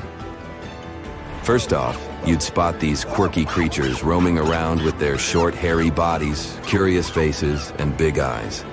They might look a bit different from you, but that's part of the fun. They were excellent climbers and incredibly curious about the outer world. They munched on fruits, nuts, and whatever they found in nature. And yes, surprisingly, humans aren't meat eaters by nature. Originally, we all were vegans. Of course, with them, you can forget about proper communication. But still, primates are incredibly smart. So, a good old game of charades could do the trick. Mime your way into their hearts with friendly gestures, and they'll be thrilled to see a futuristic traveler like you. These hominins were curious beings, so they'd probably be very interested in you if you were friendly with them and gave them some food. Next, let's move on to Homo habilis and Homo erectus. Their period, the Stone Age, started about 2.6 million years ago. As you can guess, it was the time when we started using stone tools. The Stone Age lasted for roughly 3.4 million years and ended between 4000 BCE and 2000 BCE. It ended with the beginning of metalworking. Homo habilis, or handyman, was like the MacGyvers of the Stone Age. These crafty creatures were the first to use stone tools. And Homo erectus was the upright man. They were a bit more recent. As their name suggests, they were the first to walk on two legs like us. They might have looked a bit different from modern humans, but still. So what were their lives like? Well, they still were true survivors. Homo erectus loved to explore and tinker with things. They made simple stone tools, like sharp rocks for cutting and scraping. They were basically the early inventors. Homo erectus was quite adventurous. They left Africa and traveled to far-off lands, exploring new territories. They were the first ones to set foot in places like Asia and Europe. They lived in caves or simple shelters made of sticks and animal hides. And let's not forget their wild fashion sense. Animal skins and leaves were their trendy outfits. But don't think they just sat around all day. They were hunters and gatherers, seeking out delicious fruits, nuts, and even hunting animals. How would you communicate with them? Well, they used simple grunts, gestures, and body language to understand each other. So, if you met Homo habilis and Homo erectus, you'd be in for a wild ride. You could show them some advanced technology to impress them and teach them some new cool tricks. Next on our list are Homo heidelbergensis and Neanderthals. Homo heidelbergensis was like the cool older cousin of Neanderthals and us. They lived around 800,000 to 200,000 years ago. Picture them as sturdy and strong, with big brains compared to their earlier relatives. They were expert tool makers and loved exploring new places. The Neanderthals lived in Europe and Asia from 400,000 to 40,000 years ago. Neanderthals were super smart, and they had awesome adaptations to cold weather. With their thick, strong bodies and big noses, they could handle chilly winters like champs. Both Homo heidelbergensis and Neanderthals were skilled hunters and gatherers. They'd chase after mammoths and other big game with sharp spears they crafted themselves. But it wasn't all rough and tough. They knew how to have fun too. Neanderthals made art and showed their emotions and connections with each other. With these folks, you could draw pictures in the dirt, dance around, and make gestures. They'd get the idea. And finally, we meet Homo sapiens. Picture this. You're waking up in a cave with your family, trying to keep warm by a flickering fire. The cave is pretty cozy, isn't it? But nope, no permanent homes here. You're part of a nomadic tribe, moving wherever the food is best. Hey, but at least you've got some nifty tools to survive. Grab your awesome handmade spear, crafted by watching others or maybe invented by your genius self. Time to go hunting mammoths. And if mammoths aren't cooperating, just gather nuts, berries, and bird eggs. Stone Age humans were real foodies. They made flour from oats and spiced things up with wild onions and mustard seeds. There were artists too. Using minerals and bones, they created stunning images and even flutes for some musical entertainment around the campfire. You still can only talk in body language and facial expressions. But Homo sapiens were smarter than their ancestors, so you could even teach them basic gestures and their meaning, like hands up for mammoth and stuff. Maybe try doing a funky dance or a happy jig. That would get their attention for sure. But this wouldn't be the only way to communicate. Stone Age peeps loved drawing and making flutes, so you could totally join in on the creative fun. Show off your artistic skills with a drawing or two, or maybe even play some tunes. Don't worry, they would be impressed by your skills, even if you aren't that far away from them. But tools are definitely the way to their hearts. If you brought some handy gadgets or cool inventions from our time, they'd be super impressed. Just create some simple tool from the future that can make their lives easier, and they'll love you instantly. So, while you might not be having deep philosophical debates with the Stone Age crew, you can still share some good times. Learning is the way to go. Besides, even though life was shorter back then, averaging around 30 years, it's still enough time to find a partner and have kids.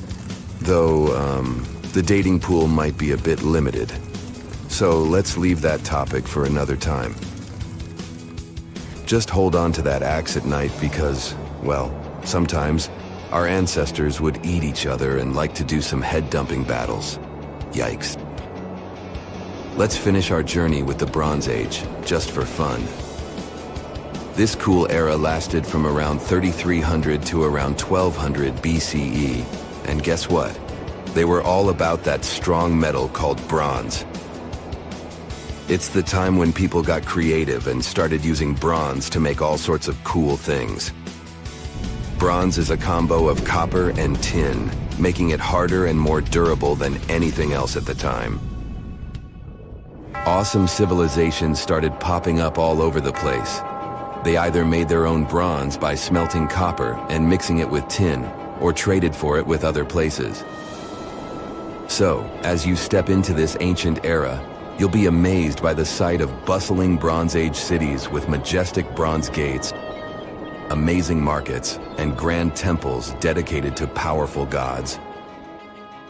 During the Bronze Age, we finally developed languages and writing. Mesopotamia and Egypt were leading the way with their fancy cuneiform and hieroglyphs, the earliest writing systems ever. They were basically the kings of calligraphy. Remember, the language might be a bit different. You'd be hearing unfamiliar words. But with these humans, you can at least use drawings, art, and many other things to communicate. Anyway, this is what meeting our ancestors would be like. What a wild journey through time. So, remember to cherish our past and appreciate the wonders of our modern world. Stay tuned. Beneath the thick, shadowy canopy of a prehistoric rainforest, a silent hunter slides into the murky river waters. This is Titanoboa. Its size is horrifying, stretching over 40 feet long, which is about the length of a school bus, and weighing as much as a small car. It reigns as the largest snake ever known. This is around 60 million years ago. It's only been 6 million years since the dinosaurs were wiped out by an uninvited asteroid. Nature is slowly returning to life, the Paleocene epoch. Titanoboa's home is lush and sweltering. The air is very humid, like in a steam room, and the rivers are teeming with fish, perfect for a predator like this. Now that the dinosaurs are gone, Titanoboa becomes the queen of hunting. It's perfectly built for both power and stealth. A strong, sturdy spine can hold the snake's massive size while staying smooth and silent. Titanoboa glides through the water like a shadow, barely visible. It doesn't chase. It doesn't need to. Titanoboa waits beneath the river's surface in darkness. A bunch of ancient lungfish meanders too close. With one surge, it lunges, its jaws snapping shut. The fish doesn't stand a chance. Titanoboa's grip is unrelenting. After the prey stops moving, the snake immediately consumes it whole. For millions of years, this snake ruled the rainforests. Nothing could challenge it, not the prehistoric crocodiles, not the small mammals, not even the birds. But, as it turns out, it wasn't the only apex predator. Alongside Titanoboa, there was this entire family of snakes, a huge biological tree full of snake genomes and species. Their history spans around 100 million years, all the way to the Cretaceous period. We find their fossils all over South America, Africa, India, and Australia. That's because they evolved in the Gondwanan continents. Back then, all of this was one huge landmass, and they lived right in the heart of it. Now, this family coexisted with all the dinosaurs. The dinosaurs ruled the world back then, and the snakes couldn't be all that dangerous. They lived in the dinosaur's shadow, adapting to survive. Some of them fed on small mammals. Others waited for the dinosaur eggs to hatch. Some were super bold and went straight for baby dinosaurs. Fossils of one species showed the remains of a little titanosaur, that giant long-necked dinosaur, inside its stomach.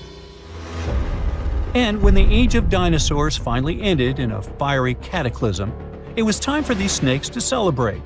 After the asteroid disaster, the world entered a new era of heat and humidity. The warmer the climate, the easier it is for cold reptiles to thrive.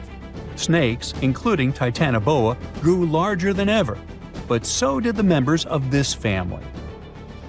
All the snakes spread across continents, growing larger and scarier by the century.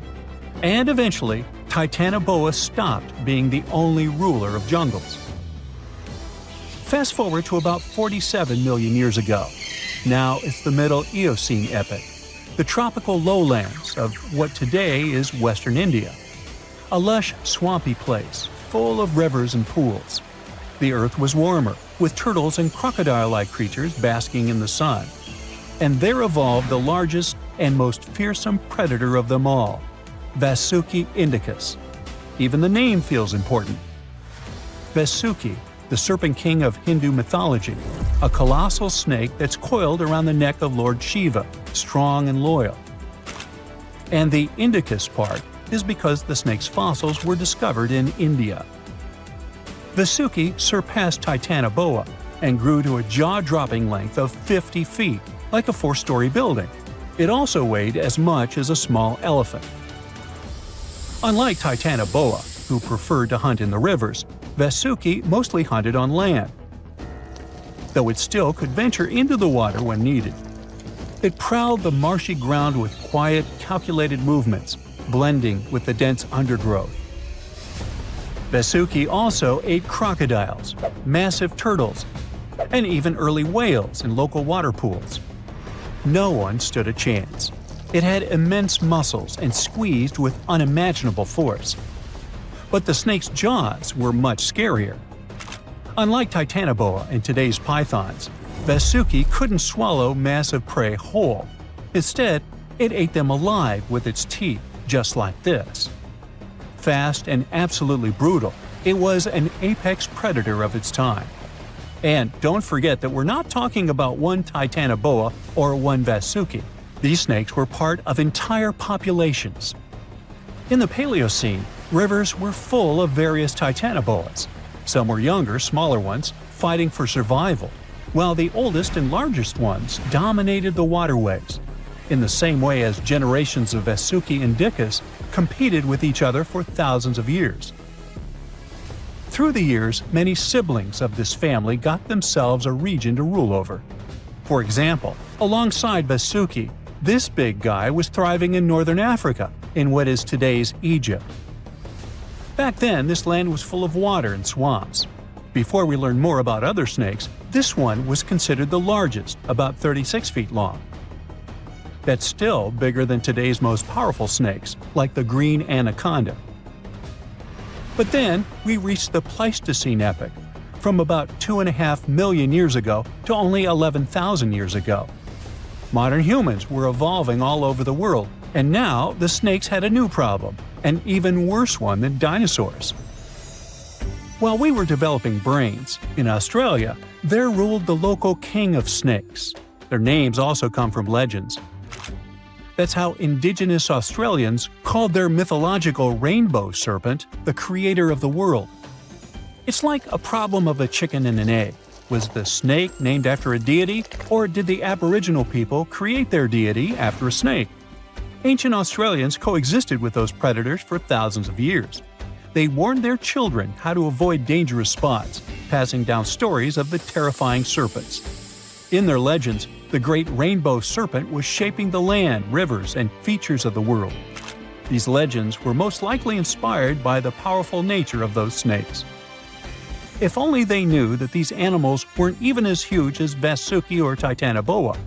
Though they were still dangerous, Urlungor was up to 26 feet in length. They preferred the more green and humid parts of Miocene Australia, like waterways with lush plants around the riverbanks. And there was much more potential prey. Urlungor had a thick body as wide as a human thigh. It loved to hunt in what is today the northwest Queensland. Its fossils were found in the limestone of Riverslade. It was a fascinating find. The skull was almost intact, with teeth and everything, which is crazy considering that snake skulls are very fragile and usually don't survive fossilization.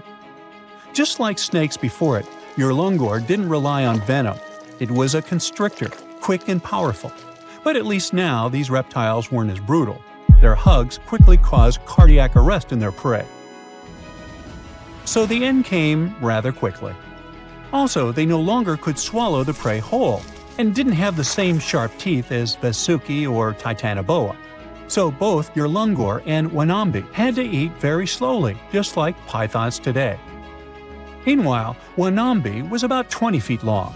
This one had a similar head, so it could only hunt marsupials, reptiles, and other little things that ventured too close.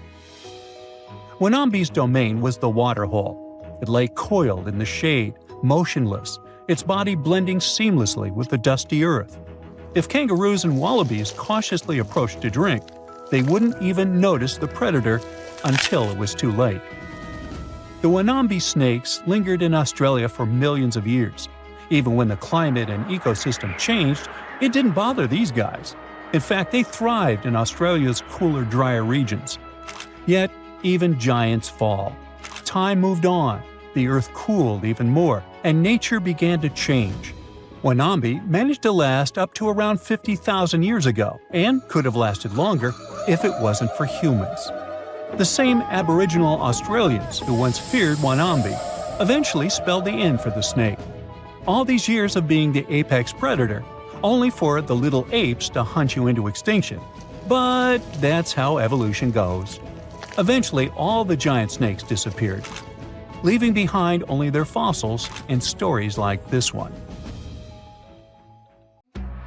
The Sahara Desert is like a Mad Max movie. Scorching heat, endless dunes, and an overall barren wasteland. A place where no one could live, right? Well, forget all you know about it, because 5,000 years ago, the Sahara was a lush paradise of grasslands, lakes, and rivers, and the home of a ghost civilization that vanished without a trace. Our tale begins in the 1930s, when a Hungarian explorer stumbled upon a cave in the middle of the Sahara. Inside, he found something bizarre: ancient rock paintings of people swimming in a lake, surrounded by giraffes, hippos, and crocodiles. At the time, everybody shrugged it off as some symbolic depiction of the afterlife, because really, who would imagine a lake in the Sahara? Well, fast forward some 70 years later, when a group of archaeologists made a discovery that flipped the script. In a rock shelter in Libya, they unearthed 15 mummies, along with baskets, ceramic pots, and other everyday items. This may look like prehistoric junk to most people, but to archaeologists, it was like uncovering a key piece of evidence. Those people weren't just passing through, they lived here. You see, those weren't just any mummies. They were some of the oldest naturally mummified humans ever found, dating back over 7,000 years. Take that, Egypt.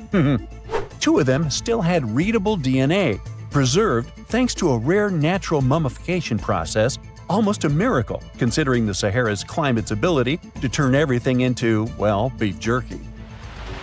Scientists struggled to understand where those mummies came from for a while, because the mitochondrial DNA they recovered was not helpful at all. But thanks to scientific progress, they eventually managed to do a full genome analysis that revealed some weird secrets. Those people belonged to a human lineage that was completely unknown, and they lived isolated from the rest of humanity for thousands of years. For decades, researchers assumed that the place where they lived, the Green Sahara, was like a prehistoric highway, a lush corridor that humans and animals used to migrate between sub-Saharan Africa and the Mediterranean. But the mummies demolished that theory, like a hippo sitting on a sandcastle. Their DNA showed zero genetic mixing with sub-Saharan and Eurasian migrants, keeping their genes pure for 7,000 years. Their closest genetic relatives weren't their neighbors living right below the famous desert, but some ancient hunter-gatherers from Morocco, and even some guys that lived in the Czech Republic, when it wasn't even a country yet, 50,000 years ago. We're not out of the woods yet, because those mummies also carried some teeny-tiny traces of Neanderthal DNA, just 10% of the amount found in modern Eurasians. Now, if you paid attention in school, then you know that Neanderthals lived in Europe and Asia, and early humans only mixed with them after migrating out of Africa. But those Green Sahara folks never left Africa. So how did they get Neanderthal genes? The leading theory is that their ancestors mingled with Neanderthals in North Africa 50,000 years ago before settling in the Sahara and cutting off contact with the outside world. Archaeologists also found cattle bones and tools made of stone and wood at that rock shelter, proving that those people led a thriving pastoral lifestyle. This discovery made scientists scratch their heads for a while because, you see, animal domestication was not developed in Africa. So how did they learn it if they never mingled with anyone? Did they have ancient YouTube tutorials? Probably not. The researchers believe they must have traded knowledge with neighboring groups, but just knowledge, no saliva. It's almost too hard to believe that no outsiders mixed with them.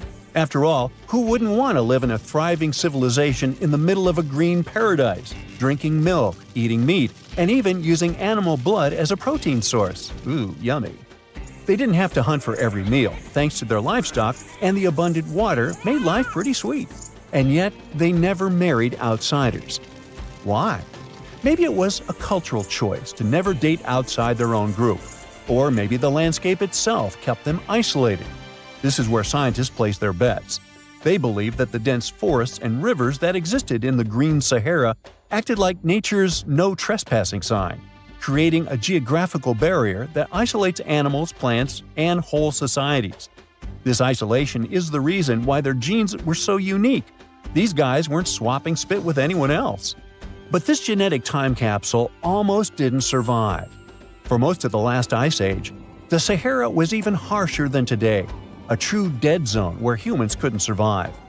70,000 years ago, even the toughest people disappeared, retreating to the Nile Valley and the Mediterranean coast. Why? Because Earth was a climate bully. Massive glaciers stole all the moisture, weakening monsoons until rain clouds barely reached North Africa. Then came the knockout punches. Armadas of icebergs flooded the North Atlantic, triggering devastating droughts each time. This was the Sahara's ultimate keep-out era. Now, you're probably wondering how in the world the Sahara turned green after all this, and then went back to being a desert again. Well, it all started 15,000 years ago — I wasn't around then — when Earth was shaking off the last ice age. Our planet's axis was a bit wobbly, and because of that, the northern hemisphere got closer to the sun, getting extra sunlight and heat.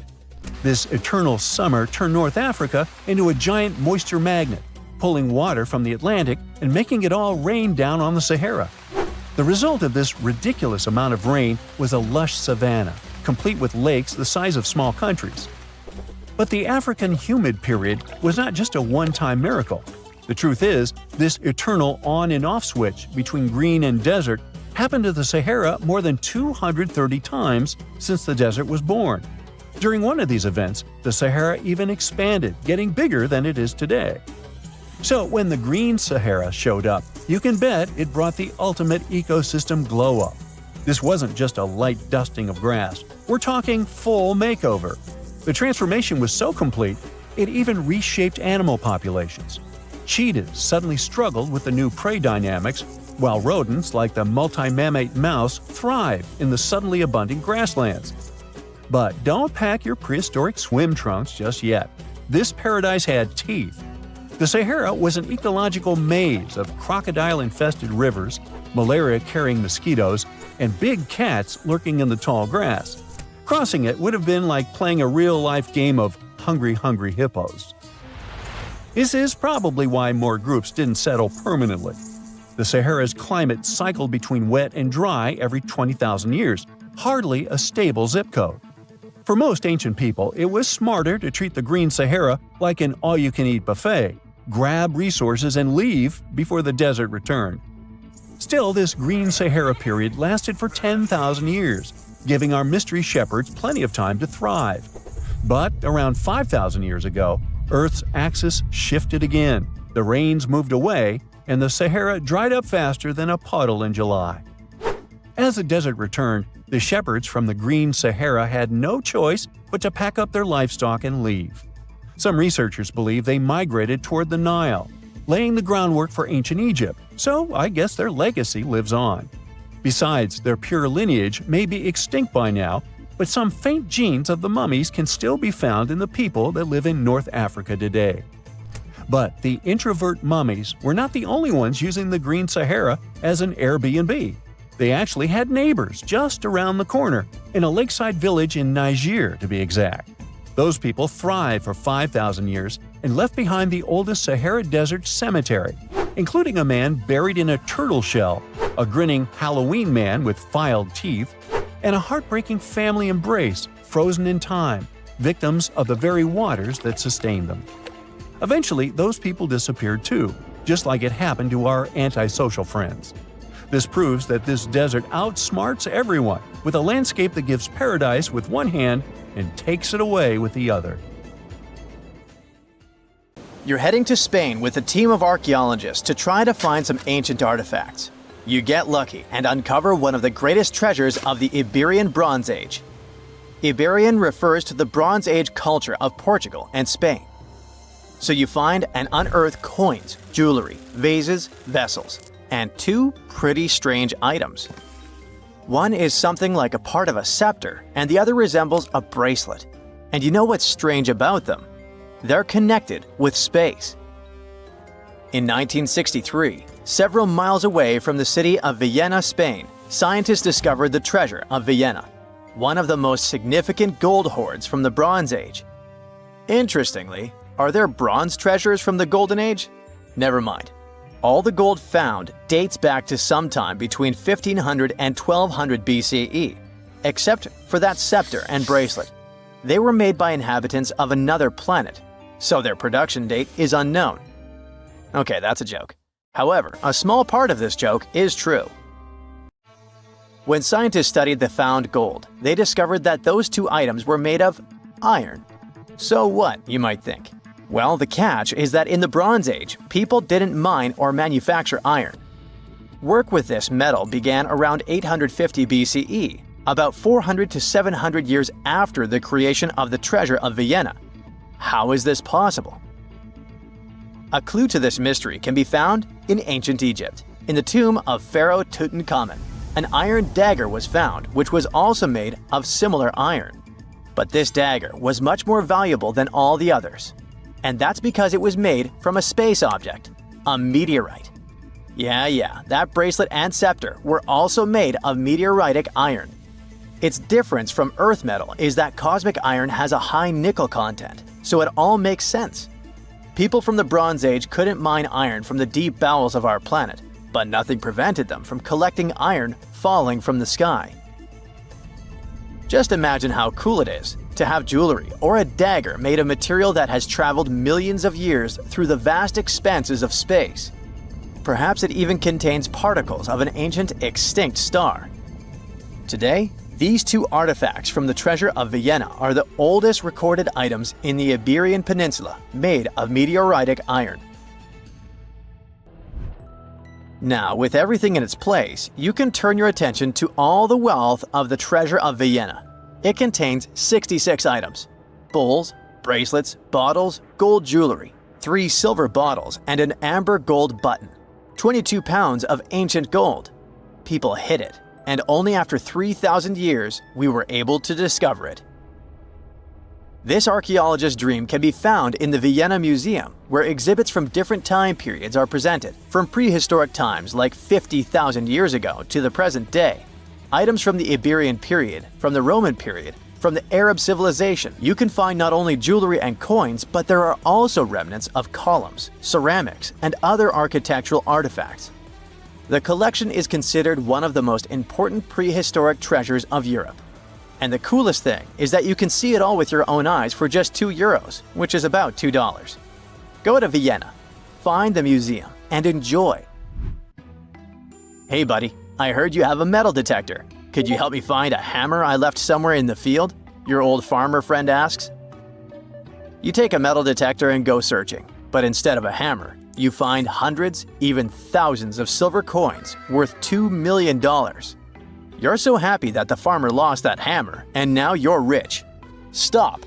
Considering that this land belongs to the farmer, would you tell him about the find or take it with you? In reality, neither of these options happened. In 1992, Eric Laws was helping a farmer search for a lost hammer in a field near Hoxne, Suffolk, England. The metal detector stumbled upon a hidden treasure, a huge one. There were silver spoons, gold jewelry, more than 500 gold coins, and about 14,000 silver ones. Eric Laws accidentally discovered the largest collection of gold and silver from the late Roman period in Britain. Unfortunately, or perhaps fortunately, he and the farmer didn't receive the treasure. It's now in the British Museum. Let's move away from the farmer's field to somewhere on the Mediterranean coast. Imagine you're a scuba diver. There was a strong storm yesterday, but now with the water calm, you dive in and discover the seabed covered with gold dinars. This story happened in 2015. The coins which the storm brought to the shore might have been minted even before the First Crusade that started in 1096. This collection is one of the most impressive archaeological finds in the world. All these treasures surely can make the heads of those who find them spin, but they end up in a museum. And that's a good thing, because such wealth can drive a person crazy. A metal detector and a diving suit helped people discover ancient treasures. What's next? How about a dog? Yes, it could be perhaps a great replacement for a metal detector, by the way. So in 2013, two people were walking their dog in Northern California on their property. Suddenly, they discovered a rusty can filled with coins minted from 1847 to 1894. There were about 1,500 coins, and they all were gold. Another chance for a carefree, rich future? Not this time. The find caused a lot of controversy among specialists.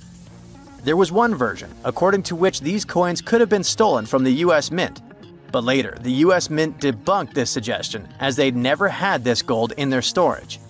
Anyway, it's interesting what the point was in hiding it all in someone else's yard. Some thief risked their freedom and life to get rich. When they succeeded, they just hid the coins as if they never existed. What a strange deal. Coins, jewelry, meteorite items, it's all cool. But let's end our video with something grand and epic. Archaeologists were conducting research near the Mediterranean coast of Egypt and discovered a treasure trove inside a sunken temple and sanctuary.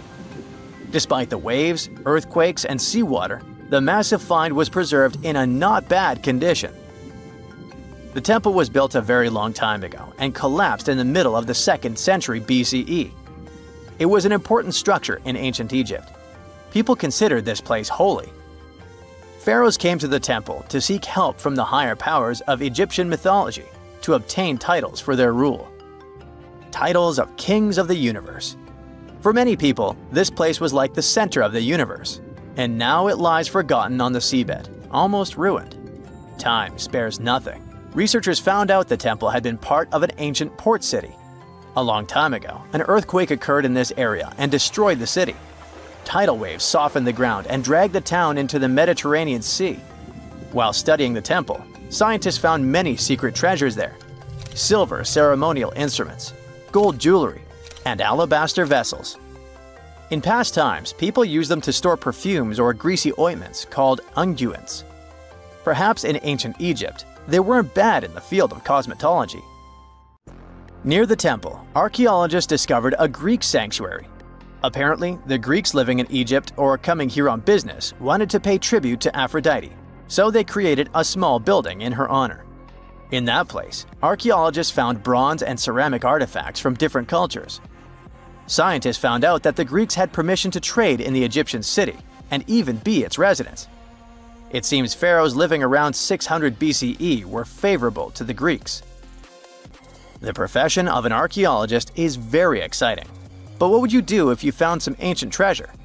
Before answering this question, find out what law applies to such finds in your country. In the UK, there are around 115,000 mailboxes, with some of them placed in questionable locations. Look here, we're on a deserted stretch of Caithness Moorhead, and here, just smack dab in the middle of nowhere, between the quarry and some moorland, stands a solitary mailbox. It was local teacher Chris Aitken who stumbled upon this oddity near Worth Hill, close to John O'Groats. Now, John O'Groats is a tiny village 2.5 miles northeast of Canisbay, in the historic county of Caithness, Scotland. The village itself is popular with tourists, but only houses around 300 people on a regular basis, and they have their own mailboxes there. So why would someone need one on a random hill? When Chris shared a photo online, someone chimed in with a theory. A while back, an entrepreneur was selling tiny parcels of land near Campster, claiming buyers became lairds with their little plots. Could this mailbox be related to that? Now, the box, proudly labeled Laird of John O'Groats, features the name Thorsten Sommer and an address in Germany. There's a PIN number on the front, but when Chris opened it, all he found was a website link. The site has pics of Sommer waving a Scottish flag and talking about his love for Scotland, even calling himself the Old Scotsman. Chris tried reaching out through the website for more info, but hasn't heard back. It might be linked to Sommer's reported purchase of a tiny patch of land, but buying Scottish laird titles is often seen as a fraud, giving no real title at all. The area around Worth Hill has had some recent police action too, after a body was found nearby. Ooh, could that somehow be connected to this mysterious mailbox too? Well, enough of the detective stories. Let's dive into some high-end fashion, shall we? So, you might have come across that funky image popping up all over the internet. claiming there's a pop-up Prada store in the Texas desert. Well, it's kind of true and kind of not. Yes, there's a shop, sort of. It showcased a whole range of Prada gear worth around $80,000. And guess what? Miuccia Prada herself handpicked the items. But still, you couldn't buy a single thing there. No cashiers, no shop assistants. It was like the place was permanently closed. The twist? It's actually an art installation. Made entirely of biodegradable materials, it was designed to gradually blend back into nature, taking a fun jab at our current consumer culture. But why display goods you can't actually buy? Well, it's a metaphor for the elusive charm of luxury. While it was meant to decay in peace, the hype surrounding it led to a surprising amount of foot traffic and even some chaos. After trying to fend off a few would-be thieves, the artist had to admit defeat. Now it's a hotspot for photos, drawing everyone from tourists to celebrities. Right, you can find a brand person in the desert, but can you, let's say, find a car somewhere in Welsh caves? Well, the answer is yes, and let me tell you, it's not just one car, but many of them. The Cavern of Lost Souls is a well-known abandoned car cave tucked away in Wales. Once upon a time, it was a slate mine in Ceredigion, where workers pulled out tons of slate and transported it using narrow-gauge horse-drawn tramways. But as the mining industry faded away decades ago, the mine fell into a hush. If you dare go inside, which I personally do not recommend, you'll find two large chambers, but one is particularly noteworthy. The main chamber plunges around 65 feet deep and is mostly underwater, with just a small opening above.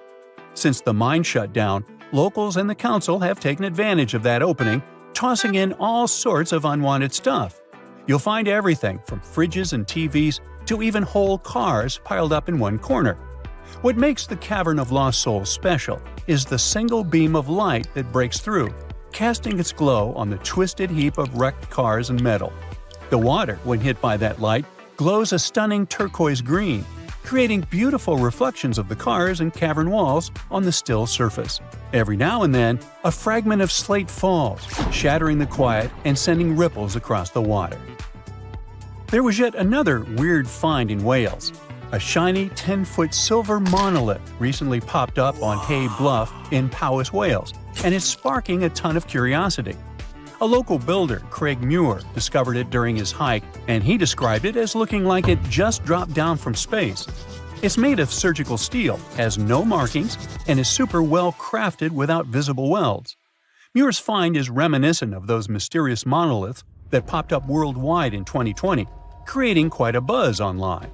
Local Richard Haynes suggested it could be some kind of scientific installation, but with national park rules against unauthorized structures, it might not be there for long. With no visible tracks around it, Muir speculated it could have been brought in by a group or even dropped from a helicopter. Now, this isn't the first strange monolith sighting. Similar ones have been spotted in Utah, the Isle of Wight, and even Glastonbury Tor, where one was humorously marked, "Not Banksy." However, it could be easily him. The UK is the leading country in terms of the number of Banksy's pieces of art. As of 2023, there were 70 of them. No wonder, as he is reportedly British and was born in Bristol. The Atacama Desert in northern Chile, the driest non-polar desert on Earth, features a bizarre sight at kilometer mark 1309 on the Pan American Highway, a giant cement hand that towers 36 feet above the sand. Looks creepy, right? Well, worry not. It's not some creepy monster trying to grip you and take you to the netherworld. It's not an ancient relic from a lost civilization either. A professional sculptor created this quirky landmark back in 1992. Despite its remoteness, the hand is frequently targeted by graffiti, so local volunteers must clean it up twice a year. And by the way, it's not the only landmark of this kind. The very same sculptor also created a similar hand in Punta del Este, Uruguay, called Man Emerging to Life, and it represents the idea that a giant might be holding South America in a stone grip. Hey, works for me. Now check out this giant stone sphere hidden in the forest of Bosnia's Visoko Valley. What do you think? Is it an ancient relic or a modern art installation? Share your thoughts in the comments. But to be completely frank with you, which I always am, nobody really knows for sure. Experts think this sphere, which measures around 10 feet across, is just a naturally occurring rock formation called a concretion. These iron-rich balls get their reddish color from the high iron content and form when mineral particles stick together over time. While concretions can take on some pretty wild shapes, the exact process of how they form is still a bit of a mystery. Then there's this archaeologist, often called the Bosnian Indiana Jones, who claims it's actually a man-made artifact from over 1,000 years ago. Spherical concretions aren't unique to Bosnia, though. You can find them all over the world, like these boulders in New Zealand, massive round stones that are over 60 million years old. There are also cannonball concretions in North Dakota. And let's not forget about the man-made stone spheres crafted by the Dicas people in Costa Rica, which are perfectly shaped and arranged, definitely a testament to human creativity. So while the Bosnian sphere is super intriguing, it's probably just an ancient concretion and not a remnant of a lost civilization. Bummer. Finally, some things are so well hidden that you have to go deep down into the seafloor to get a glimpse of them. Once a hedonistic hotspot for the Roman elite, Baia was like the Las Vegas of its time, but now its ruins are submerged underwater. This resort city thrived on volcanic hot springs and attracted the likes of Nero and Caesar, who even built vacation villas there. However, in the 8th century, Baia lost a battle and was abandoned by 1500. As the water levels rose, much of the city was lost beneath the bay. Today, you can explore Baia's ancient ruins in one of the few underwater archaeological parks in the world. Hold your breath. Hey, welcome to the Dino New Year's Party. Hey, everyone you know well is here. Tyrannosaurus, Triceratops, Stegosaurus, Raptor, Diplodocus. But there will also be someone new, a guest who will surprise you. You see, paleontologists have discovered a new dinosaur species that was somewhat like the T-Rex, but with a twist. These guys would rather eat a crunchy salad than a juicy steak.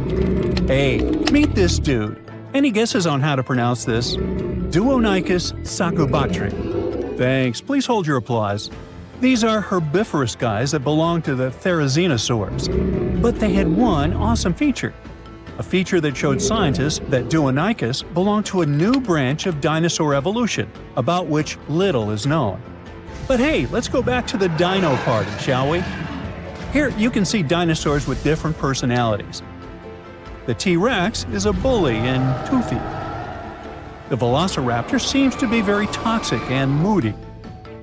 The Triceratops or Stegosaurus are aggressive but silent. You know, like those guys that don't touch anyone, but it's better not to mess with them.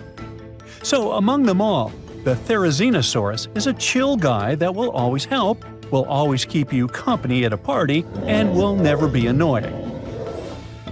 Therizinosaurs lived in what is now Asia and North America during the late Cretaceous period, about 100 to 66 million years ago. Their anatomical features made them look more like predators, like the T-Rex. But Therizinosaurs were herbivores, with large crescent-shaped claws. In some species, they reached up to 20 inches.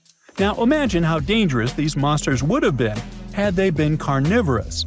But they used their claws to grab tree branches and eat leaves. The Duonicus was quite large, just under 10 feet in length. A hippo was about the same size, and their weight was about 600 pounds, which is almost half the size of a horse. Therizinosaurs had a long mouth, a bit like a duck's nose, and long front paws with 3 thumbs. But the Duonicus, that has been found recently, was unique because it only had 2 fingers on each hand. The 2-fingered dinosaur discovery has sparked joy among paleontologists. Okay, 2 fingers instead of 3, whatever, you might think. But it makes a big difference. It shows how dinosaurs evolved. The latest paleontology news reports that the discovery was made in Mongolia. It was the largest preserved claw in history. Its size was about 11 inches, and it had a curved shape. That means it was like a giant banana. The coolest thing was that the claw was covered with keratin. Our nails are made from this material too. Can you imagine? Large lizards that lived tens of millions of years ago had claws with the same composition as our nails. Nature is amazing, isn't it? Do you know this crazy theory that the T-Rex evolved into a chicken and the Velociraptor into an ostrich? There must have been tons of evolutionary changes, but the two-fingered dinosaur discovery offers us a more understandable and more detailed explanation of how dinosaurs evolved. Therizinosaurs had 3 clawed fingers on each paw, but why did nature get rid of one of them? Scientists believe that it was practical. It's possible that a paw with 2 fingers was much stronger and more flexible than a paw with 3. This way, dinosaurs could grab vegetation and branches, like chameleons do. Scientists have also suggested that the 2-fingered long paw helped the dinosaur defend itself, care for its mates, and even play. It's hard to imagine what they could be playing at. Maybe they did high fives or high twos. It would be cool if they had used those paw pliers not only for taking food, but for fighting off predators. And speaking of predators, the T-Rex had a similar front paw structure, but its small paws were useless. It would be cool if the Deinonychus could box with them or climb trees. Yes, it was an herbivore, but that doesn't mean that other bad dinosaurs could bully it. Let's just think that the Deinonychus was kind of weak and formidable to the strong. That's why it would be the most welcome guest at the dinosaur party. But the strangest guest at this party would be the Deinonychus, named Terrible Hands. The case of the Deinonychus shows how dinosaurs evolved from having 3-fingered paws to being 2-fingered. The Deinonychus shows that ancient lizards could evolve into a horse or something else. It sounds weird, but let's get to know this guy better. In 1965, the arms, hands, and shoulder girdle of an unknown dinosaur was discovered in the Gobi Desert in Mongolia. When paleontologists put the bones together, they got 2 long, creepy arms. For many years, those arms remained in the museum without a body. It looked funny and a little scary. Each arm was about 8 feet long. This is more than the tallest basketball players. Paleontologists were trying to find other dinosaur body parts in the Gobi Desert, but their attempts were unsuccessful. The Deinonychus became one of the most famous mysteries in paleontology. How big was the owner of such arms? What did it eat? How did it live? This remained unknown until 2014. According to the latest paleontology news about this lizard, a group of scientists from the Korea Institute of Geoscience and Mineral Resources has discovered other well-preserved remains of the Deinonychus. With their help, paleontologists have managed to recreate the lizard's appearance. And that breakthrough has turned out to be much cooler than the 2-fingered dinosaur discovery. Are you ready?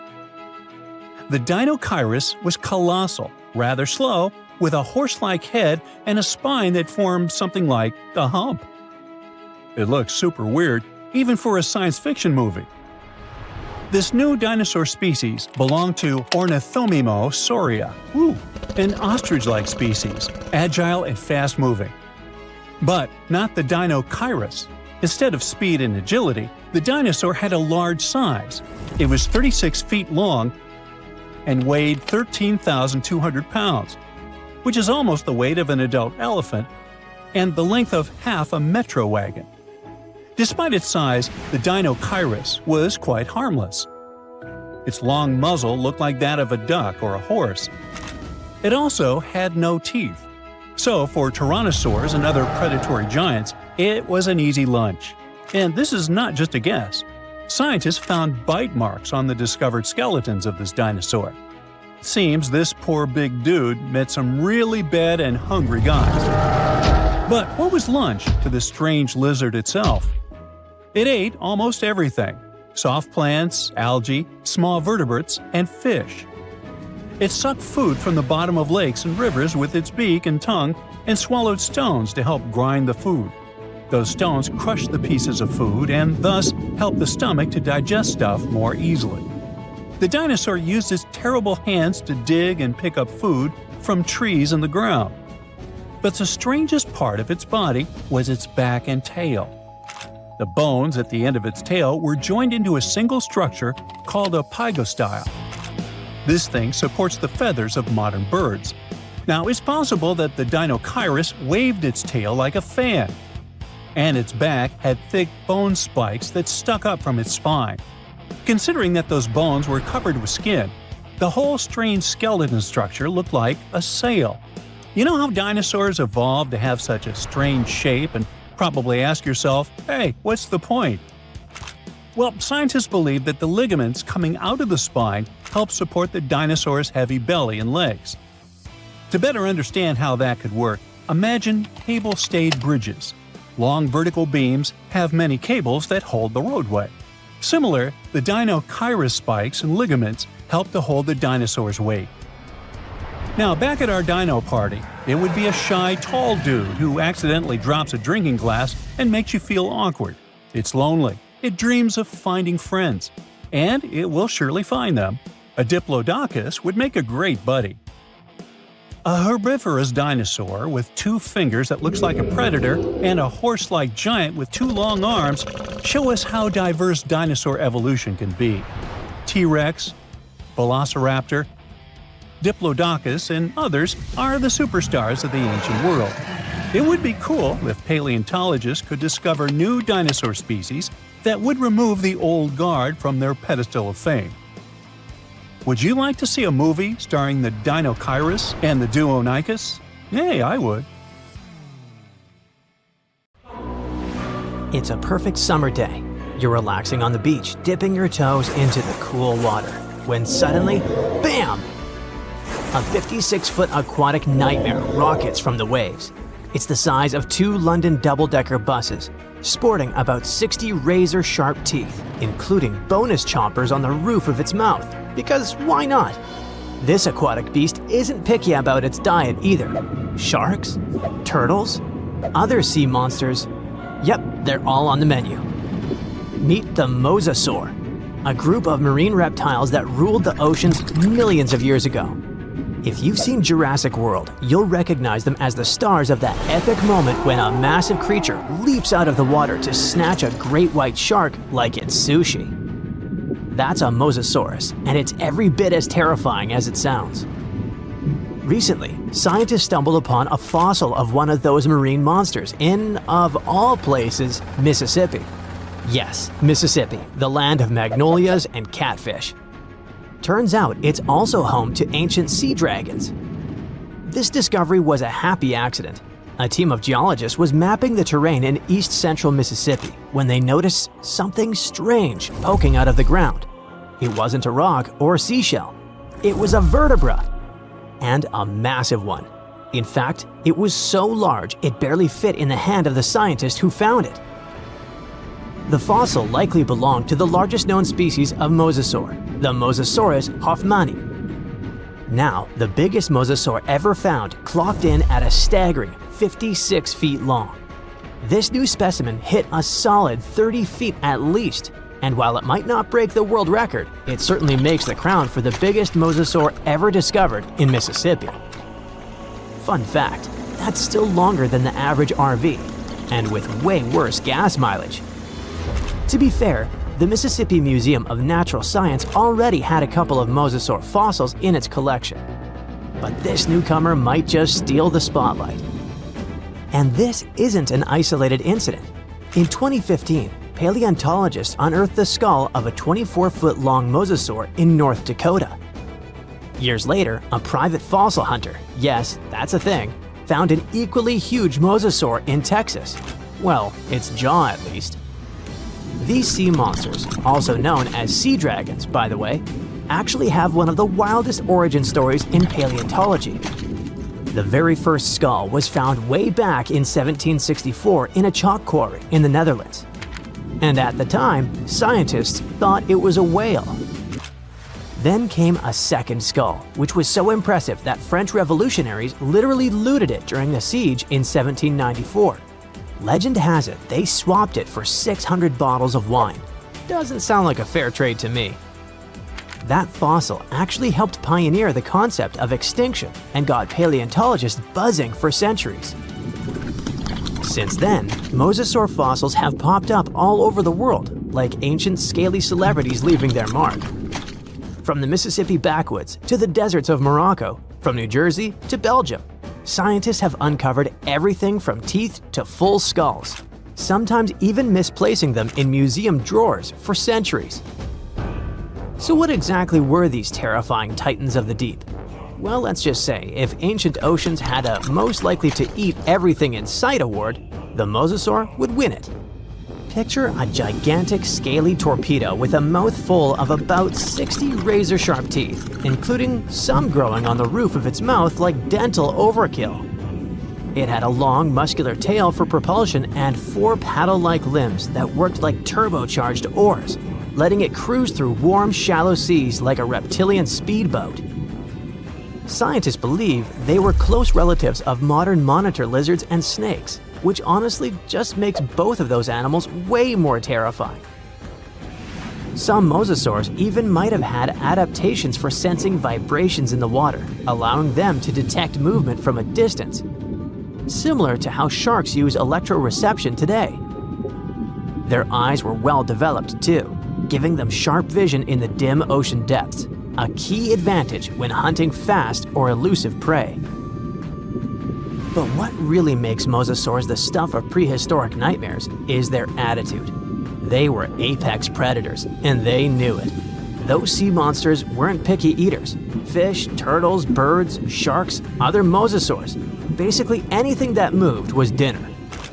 Fossilized mosasaur stomach contents prove they practiced family dinner in the most metal way possible. If they were around today, your beach day would be a lot more exciting, and probably shorter.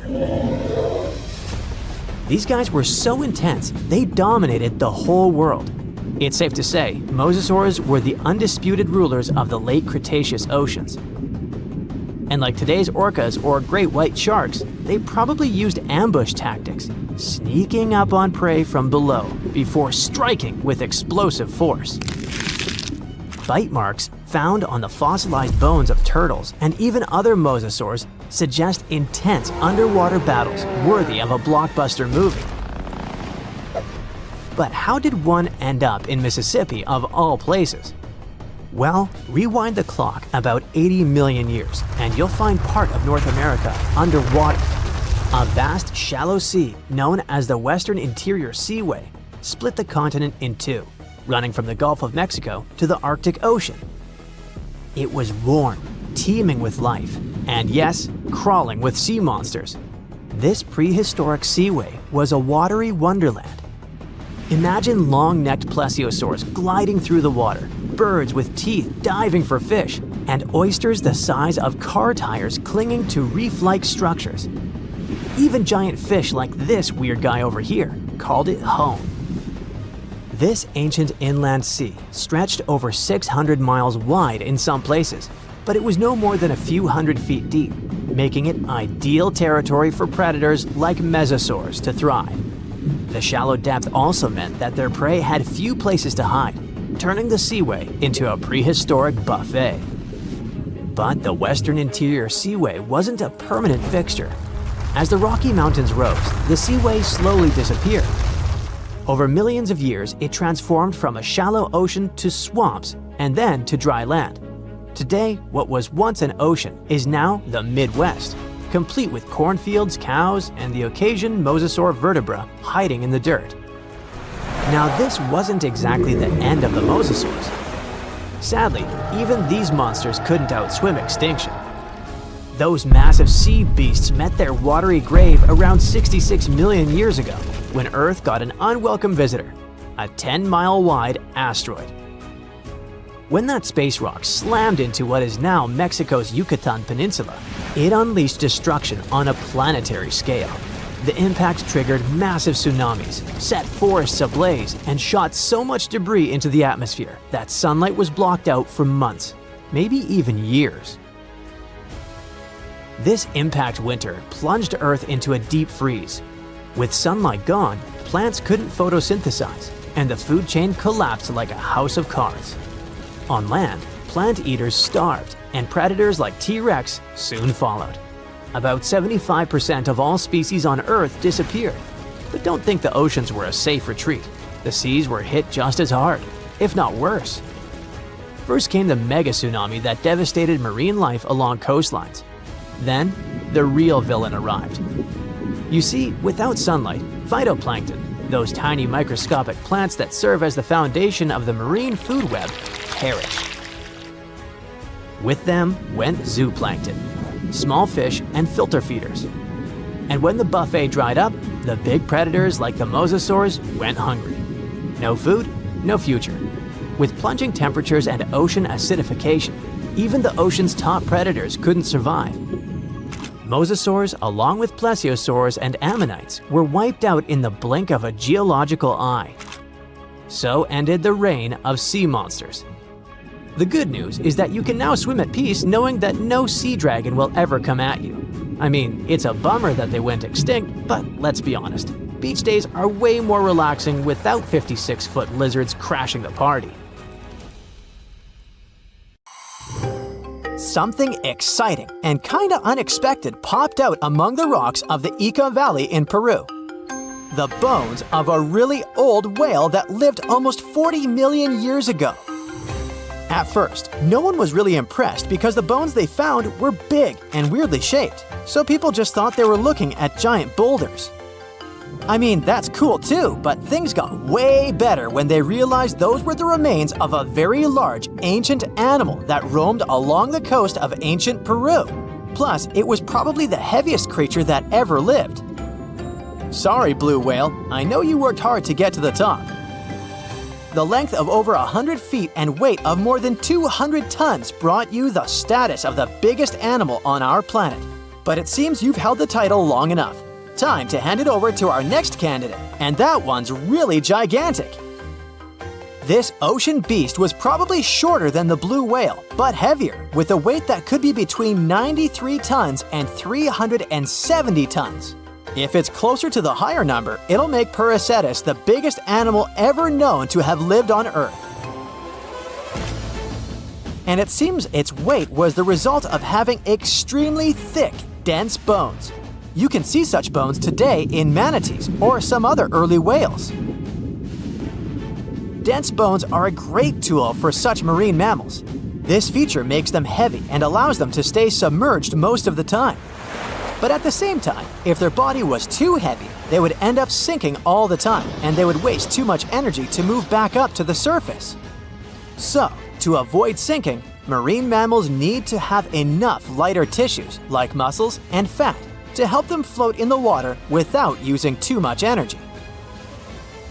Now, scientists didn't have the whole skeleton, which makes it hard to tell how big the animal was. But they used the ratio of the heavy bones to the lighter tissues in other marine mammals to estimate the overall weight of this giant ancient whale. Experts found these fossils about 13 years ago and spent the next decade freeing the whale from the rock.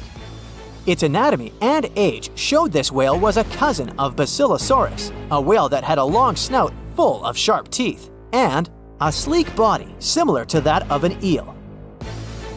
Even if Prehistoric wasn't bigger than the blue whale, it was still a giant that ruled the ocean depths. Unlike modern whales, there's a possibility that this ancient fellow was a predator that liked to go after bigger prey.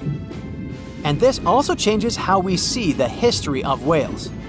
Scientists used to think these magnificent creatures became really big about 5 million years ago when they started eating lots of small creatures. But here's the proof that giant whales existed even before that.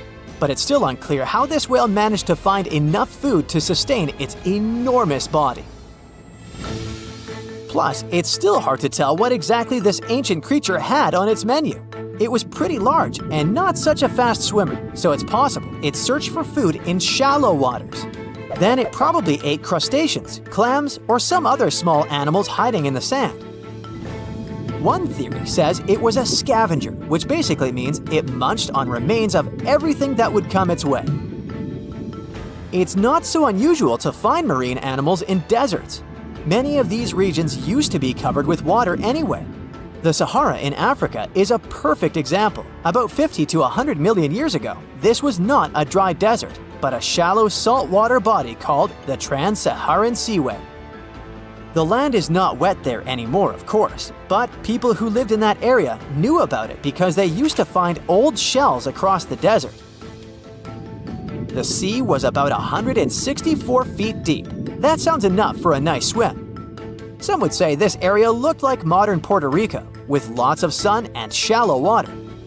Mangrove forests were a common thing, as well as seafloors covered with mollusks, like snails and clams. The marine sediment that was left behind after the sea had dried up is full of different fossils. And the animal that lived in that ancient underwater world didn't look friendly. Plus, they were much bigger than their relatives from modern times, so a regular-sized human would end up as a snack, not even a whole meal. Normally, when animals live on small islands, they can become much bigger than their relatives from the mainland. This is something we call island gigantism, and it happens because there are more resources or fewer predators on islands. Maybe the same thing happened in the Trans-Saharan Seaway. Even though it wasn't an actual island, the water moved in and out, which created little pockets of water. And specific conditions in these pockets might have helped animals grow bigger. So we're talking about giant sea snakes, catfish, and fish that no longer exist today. One had incredibly strong jaws, and the animal used them to eat hard things and even crush shells. Their teeth showed they were fierce predators other animals had every reason to be afraid of. They went through some changes when it came to diet, similar to some types of piranhas. And the competition to get to the top of the food chain wasn't a joke. Not when there were also such large predators as sharks, crocodiles, and ancient relatives of elephants. Sahara went through different phases. If you could use a time machine and take a peek at Earth's largest hot desert as it was about 6,000 years ago, you wouldn't have to struggle with sand and heat. You'd have a nice walk through a green and pretty lush place. In the past, people who lived in that area didn't leave drawings on cave walls that showed camels, sand dunes, and scorpions. All those things you'd see in today's Sahara. Instead, they drew crocodiles. That's additional evidence that the Sahara used to have a lot of water and plants enough to support these big yet scary animals. Around 3 billion years ago, Earth might have been mostly covered with water. Today, it's about 71% of its surface, but it seems that our planet used to be a giant ocean world with no continents at all, just some scattered islands. Scientists studied special rocks in Western Australia that formed in a place deep under the ocean called a hydrothermal vent system. To explain this better, it's important to mention two common oxygen types, O16 and O18. O18 is heavier because it has extra neutrons. O16 evaporates from water more easily, and as researchers studied an old ocean floor, they found a lot of O18, more than in today's oceans. This way, they realized ancient Earth had less dry land than Earth today. Australia is a good spot to conduct these studies because a long time ago, it also used to be a beautiful place with large animals and lush rainforests. But as time went by, the land became drier and Australia had more deserts formed, such as the Great Victoria Desert. Rainforest remained only on the edges of the continent. What happens with deserts across the globe is called desertification. That's when land that used to be good for growing things turns into a desert or something similar. Our planet changes over time, together with its climate. But desertification also happens because of human activities, like mining, farming, and building cities. And when land turns into a desert, it's a problem because it can't support people and animals anymore. Food doesn't grow there. There's not enough clean water, and animals lose their homes. To help with this problem, there's a plan many countries agreed to. They decided to work with farmers to take care of the land, fix damaged areas, and manage water better. All in all, to make our planet a better place for life. There's a place on Earth that looks like it came straight out of the movie Dune. Massive platforms of stone and mud rise in the middle of a scorching desert. And somehow, people manage to survive in such a hostile environment. Oh, really? But unlike the movie, this real city in Peru was abandoned over 3,000 years ago and has stayed hidden from us until now. Meet Peñeco. This lost city is located in the Huaura province, north of Lima. After 8 years of excavation and conservation work, some of its secrets have finally been brought to light. It may look eerie and lifeless now, but it wasn't always this way. Experts think this place used to be a busy trading center for ancient Peruvians. In fact, it was part of the oldest known civilization in the Americas, at least as far as we know. And no, they weren't the Mayas or the Aztecs. That's a common mistake. I'm talking about the Caral Sup civilization. This society existed more than 5,000 years ago. That's super old. To put that in perspective, while the Sumerians in Mesopotamia were reaching their peak, and the Egyptians were just starting to build things in Giza, the people in Caral were already building pyramids. Thanks to them, Peru is now seen as one of the 6 places where civilization first began. But unlike the objects we find from ancient Egypt or Mesopotamia, you won't see Caral artifacts in museums, at least not fancy vases covered in mysterious letters, since they didn't know pottery or writing. What they did know was how to build big.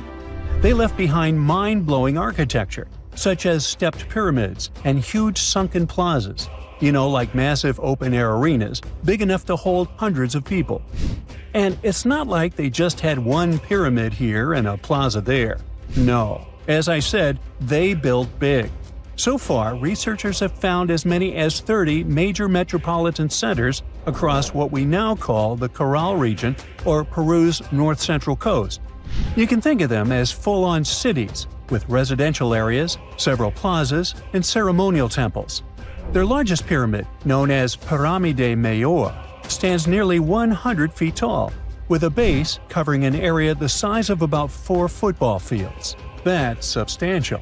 Oh my god! And building all that surely wasn't easy. It took planning, coordination, and specialists. That suggests that Caral must have had organized labor and strong leadership to pull it off. Despite creating these incredible constructions, Caral cities stayed hidden for thousands of years. And even when researchers first came across the area, it took decades for them to realize how important it really was. They already knew about the ruins back in the 1940s, but it wasn't until the 90s that the first major study of Caral was done. And there's a reason they were ignored for so long. The architecture was so advanced and the proportions so huge that people thought, nah, this has to be something modern. They couldn't have been more wrong, though. And in 2001, studies finally recognized that Caral was the oldest known civilization in the Americas. Archaeologists believe this society existed from around 3,000 to 1,800 years before the Common Era, and for 4,000 years they flourished in complete isolation. Chances are they never met another civilization at all. This may explain why they are considered such a peaceful society. Researchers haven't found any signs of conflict. No fortifications, no battle gear, no trace of fighting. Instead, they seem more focused on commerce and, well, pleasure. Looks like they love music. In one of the temples, for example, archaeologists found 32 flutes made from bird bones. I wonder what that sounded like. Anyway, the Caral lived along 3 rivers, the Fortaleza, the Patavilca, and the Supe. Just like the newly discovered city of Peñeco, this lost city was built on a natural terrace about 1,970 feet above sea level. And no, they didn't do that for the view, it was for security. Building higher up protected them from flooding, since the site sits parallel to the Supe River. Just recently, after 8 years of excavation, experts finally uncovered its beauty. Altogether, they found 18 structures, including temples, residential complexes, and a huge circular plaza. There are also ceremonial halls built on top of large step platforms, along with stairways, courtyards, and carefully designed walls. These structures serve both practical and symbolic purposes. I mean, this was their hotspot, the place where people came together for rituals. Inside one of the structures, researchers uncovered remarkable finds, like sculptures molded in raw clay that portray human figures, animals, and ceremonial objects. They also dug up stone tools, such as grinders, crushers, and hammers. And remember I said they like music, right? Well, the team also found patutus there. That's like an old-school trumpet made of giant shells brought from the Pacific Ocean. Now, if you look at the map, one thing stands out. Piñeco is farther inland than other Caral cities we've discovered. And that's important. The city's location was completely strategic. And that's why it earned the nickname City of Social Integration. There's this theory that says Piñeco played a key role in trading hematite, a mineral used since ancient times to make red pigment. Back then, this was fancy stuff. Piñeco likely served as a hub linking the coastal and highland villages of Supe and Waura. Maybe they traded hematite for fish and shellfish from the coastal villagers. But now comes the big question. What happened to the people who lived there? Why was Piñeco completely abandoned after thousands of years? Well, that still remains a mystery. There are different theories about why the Caral Sup civilization disappeared and why their most important cities were left abandoned. One of them is the maritime hypothesis. It suggests that societies first developed along the coast, relying heavily on fishing, and only later moved inland. So, in that view, cities were abandoned as people shifted away from them. But that doesn't fit Piñeco, right? I mean, it's way too far inland to count as a seaside city. So it's hard to say what really happened. If you look at their main city, archaeologists haven't found any solid evidence of one big disaster. No massive earthquake, no huge flood, nothing like that. And the same goes with Piñeco. There's just no sign of a single event that suddenly wiped them out. The likely explanation is a shift in climate. A change in the weather could have caused long droughts that affected local farming. That would have forced people to abandon their cities, like what happened in northern Mesopotamia. Now, can we say that with absolute certainty? Honestly, no. It's much more likely that several distinct factors led to the decline of that society. They might have also faced some internal conflict, issues of leadership or organization, for example. But that's impossible to prove with archaeology alone. Either way, Piñeco is a huge discovery. It gives us new clues to better understand the crisis the Caral civilization faced before its collapse. But for now, many of their secrets are still waiting to be uncovered. And there's still so much for researchers to figure out about how this civilization was born and how it evolved over time. If you want to visit Piñeco, here's some good news. The site has recently been opened to the public. It's about a 4.5-hour drive from Lima, and you can get there either by a private vehicle or through tourist services. Yeah, it's not the easiest journey, but the breathtaking landscapes will make up for it. And if you don't have the time or the money to fly all the way to Peru, don't worry. If you know Spanish, you can explore a virtual museum dedicated to Caral. It features 10 thematic rooms designed to take you on a journey back to the origins of civilization. You'll find photos, videos, infographics. It's a whole immersive experience. Of course, it's not the same as standing on the site itself, but it still offers a fascinating glimpse into the world of the oldest known civilization in the Americas.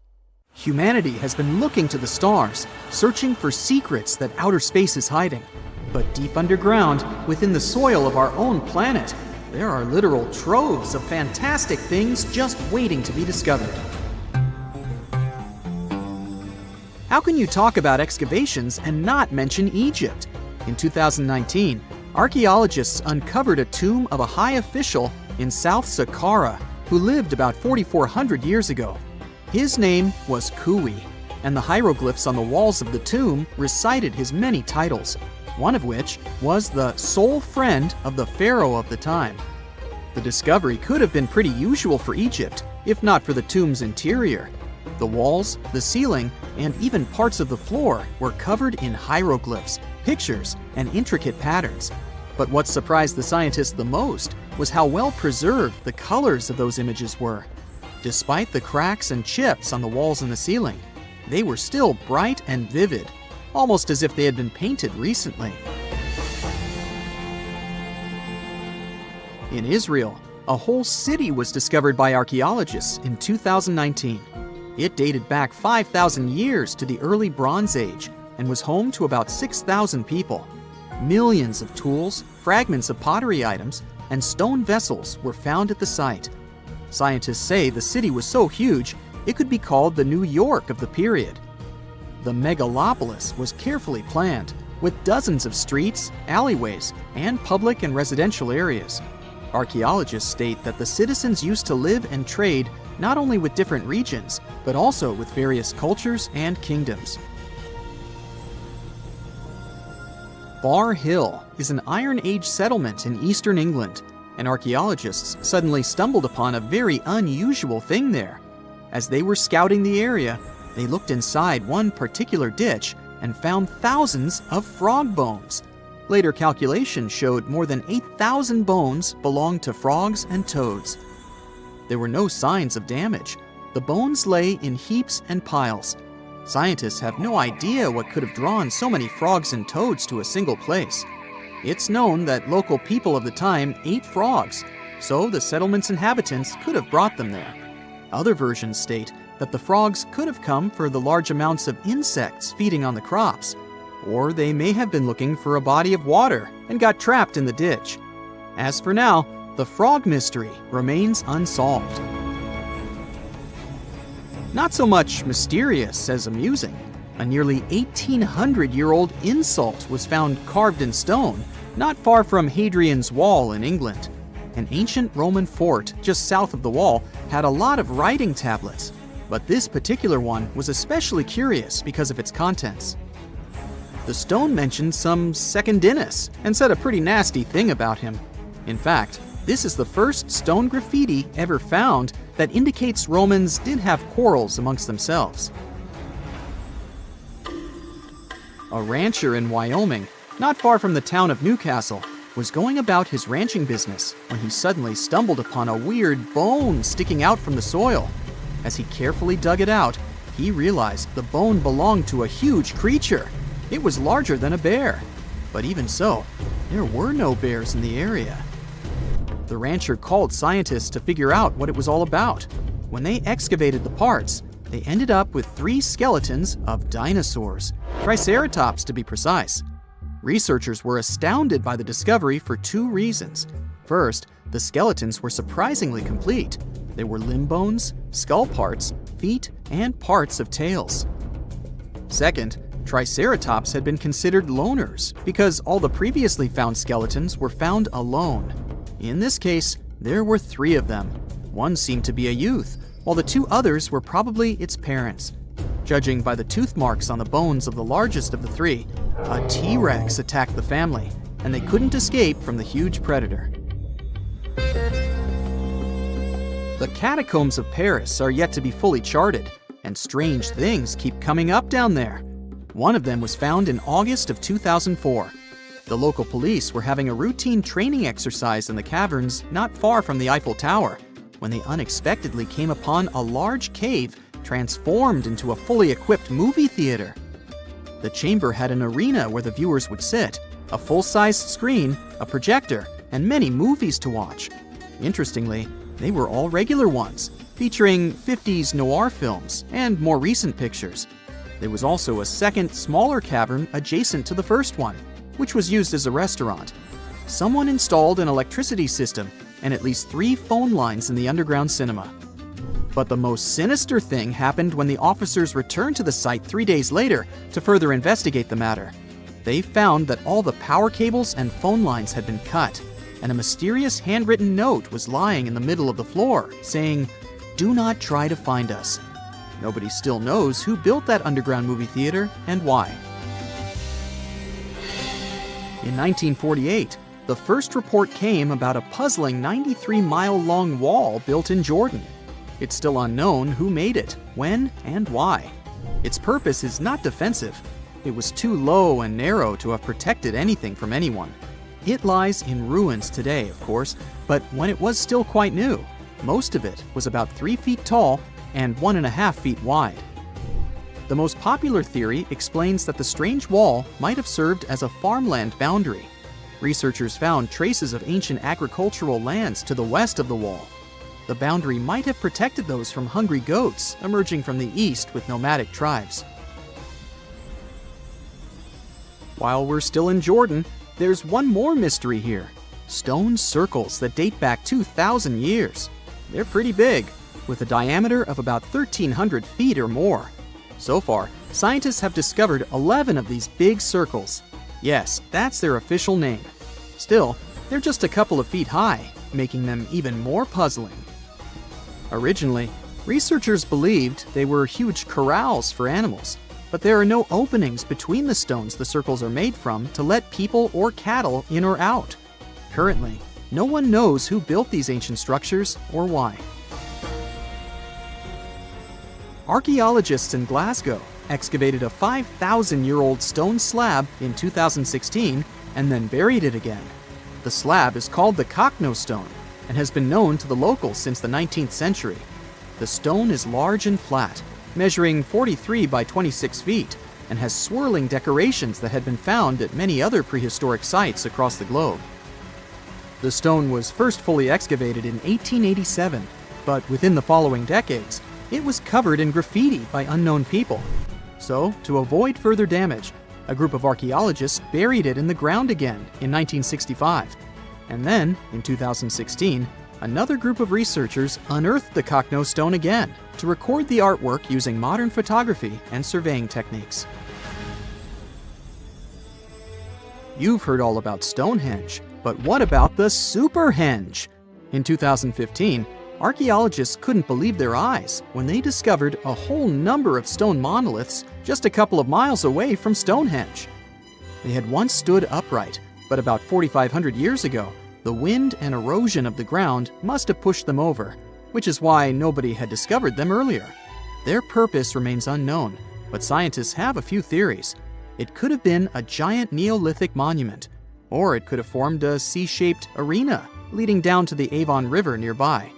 The springs and a valley completed the picture, so the Superhenge might have served as some sort of a decoration or even as part of a larger structure combined with the Stonehenge not far away.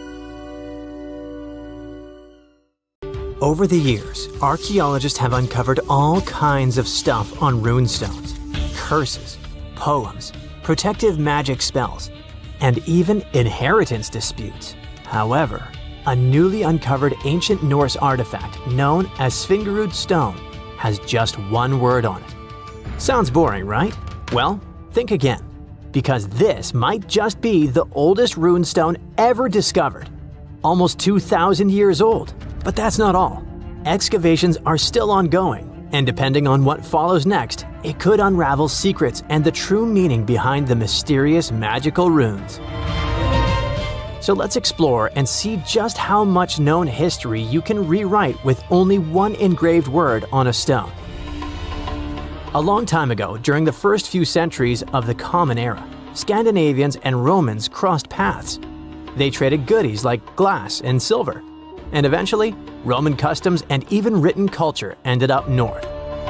The Nords liked the Roman alphabet but wanted their own letters copyrighted, so they decided to create their own unique characters, which they called runes. Almost 20 centuries later, in 2021, archaeologists were excavating an Iron Age burial site near the village of Svingerud in eastern Norway. Among the cremation graves, they uncovered a reddish sandstone slab that would become a centerpiece in a major Norwegian archaeological discovery. It's the size of a coffee table, measuring just over 12 inches across. The stone was found buried with burned bones and charcoal, part of an early cremation grave. The stone had runes engraved into it, looking rough and shallow, like they were scratched with the tip of a knife or something needle-like. Runestones are not unusual. Archaeologists are used to uncovering runic inscriptions, especially in this region. However, tests show that both the burial site and the carving on the stone likely date back to somewhere between the 1st and 3rd centuries. That places it deep in pre-Viking history, centuries before the Viking Age officially began around 800 CE. That makes it one of the oldest reliably dated examples of early writing in Scandinavia. When you look at these carvings, they either look like magical symbols made to call on Nordic deities to help you, or like random scratches made by an angry man hitting a stone with something sharp. But these are real letters, crude but intentional. It's an ancient writing system used by Germanic tribes across Northern Europe. They were engraved into wood, bone, or stone. Their shapes are straight, angular lines because curves were tough to carve with the tools they had back then. When they met with the Roman Empire, rather than just borrowing Latin letters, the Germanic tribes took the idea of writing and carved out their own version. The original alphabet was called Elder Futhark. It had 24 letters. We can find them on artifacts dating from around the 2nd to the 8th century CE. Its name comes from its first 6 letters: F, U, Th, A, R, and K. Each rune probably had a name that matched the sound it made. For example, the rune that sounds like A was called Anzus. However, nobody from back then left us a memo explaining the names. In fact, the knowledge of how to read them was forgotten until 1865, when Norwegian linguist Sophus Bugge deciphered them by comparing clues. He examined later rune alphabets and ancient poems that referenced the runes, like a detective sketching a suspect from scattered witness clues. For many runes, especially the oldest ones in the Elder Futhark, the meaning is still open to interpretation. They weren't common knowledge, which is reflected by the fact that only some 350 surviving inscriptions remain. This changed eventually when the Scandinavian language evolved from Proto-Norse into Old Norse, spoken by mighty Vikings. The Elder Futhark was reduced from 24 to 16 runes to reflect the changes in the language, thus becoming the Younger Futhark, which was far better spread. Runes weren't really used to write books or keep daily records. Instead, you'd find them carved on gravestones, weapons, and various tools.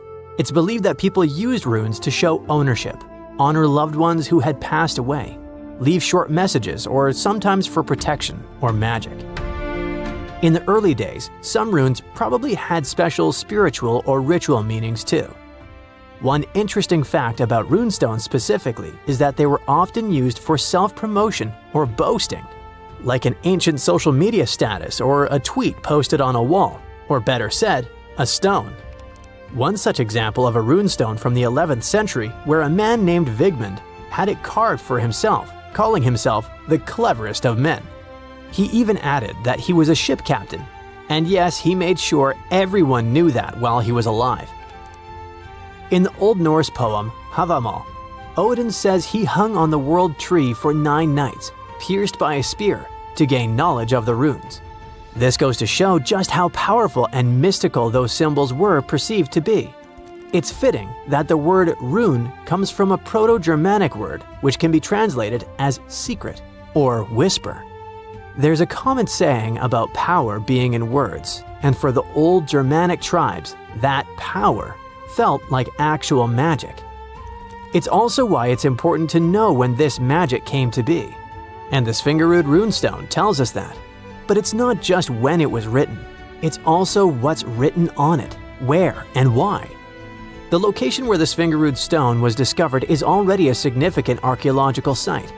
It's famous for its incredible discoveries, including the remarkable Jormungbu helmet, the only Viking helmet ever found in Norway. The stone was placed in a cremation pit, alongside the remains of an adult and a few personal items. Thanks to charcoal and bone samples, researchers can figure out how old the runestone is by using a method called radiocarbon dating. The Svingerud stone isn't the first ancient Norse artifact with runes that archaeologists have discovered, not even close.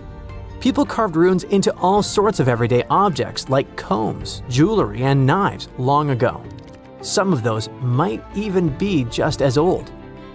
Other finds have runes, but they're often broken, loose, or don't have clear dating. However, with radiocarbon dating, scientists have confirmed that the Svingerud stone is really the oldest runestone ever found. The writing on it suggests that it was part of a ritual and might have even been a message to the deceased. The inscription isn't long. It's just one word, Idiburg. No one knows exactly what it means. The clearest part says Idibera, and most researchers agree it's probably a name. Maybe Idibera in a genitive form, meaning of Idibera or belonging to Idibera. So this could be the name of the person buried there or someone being honored. There's a decent chance it's a female name, possibly making this the earliest known female rune inscriber in history. But researchers now believe that the Svingerud runestone is a part of a bigger monument. They found more than a dozen sandstone pieces scattered across several graves at the site, and when they assembled them in the lab, they fit together like a puzzle. This suggests they all came from one single upright stone. The main piece with the inscription was found in one grave, but other similar pieces were buried in nearby cremation pits. Archaeologists think it was broken and reused in a ritual, maybe to connect different people or generations who had been buried there. Instead of just marking one grave, it might have first been a memorial and was later put back into the other graves as a symbolic act. Some even speculate that the runes might have been carved by different hands throughout various time periods. The Svingerud stone might be small, but as the oldest runestone ever found with a secure archaeological context, it could be the key to how writing first took root in Northern Europe. This Norwegian archaeological discovery proves that runes were already tied to ritual, memory, and maybe even women. And if it's just a fragment of a larger monument, we've only seen part of the picture. Ancient Norse artifacts like this reshape what we know about pre-Viking history. And with luck, more runestones will follow, maybe even from another female rune inscription.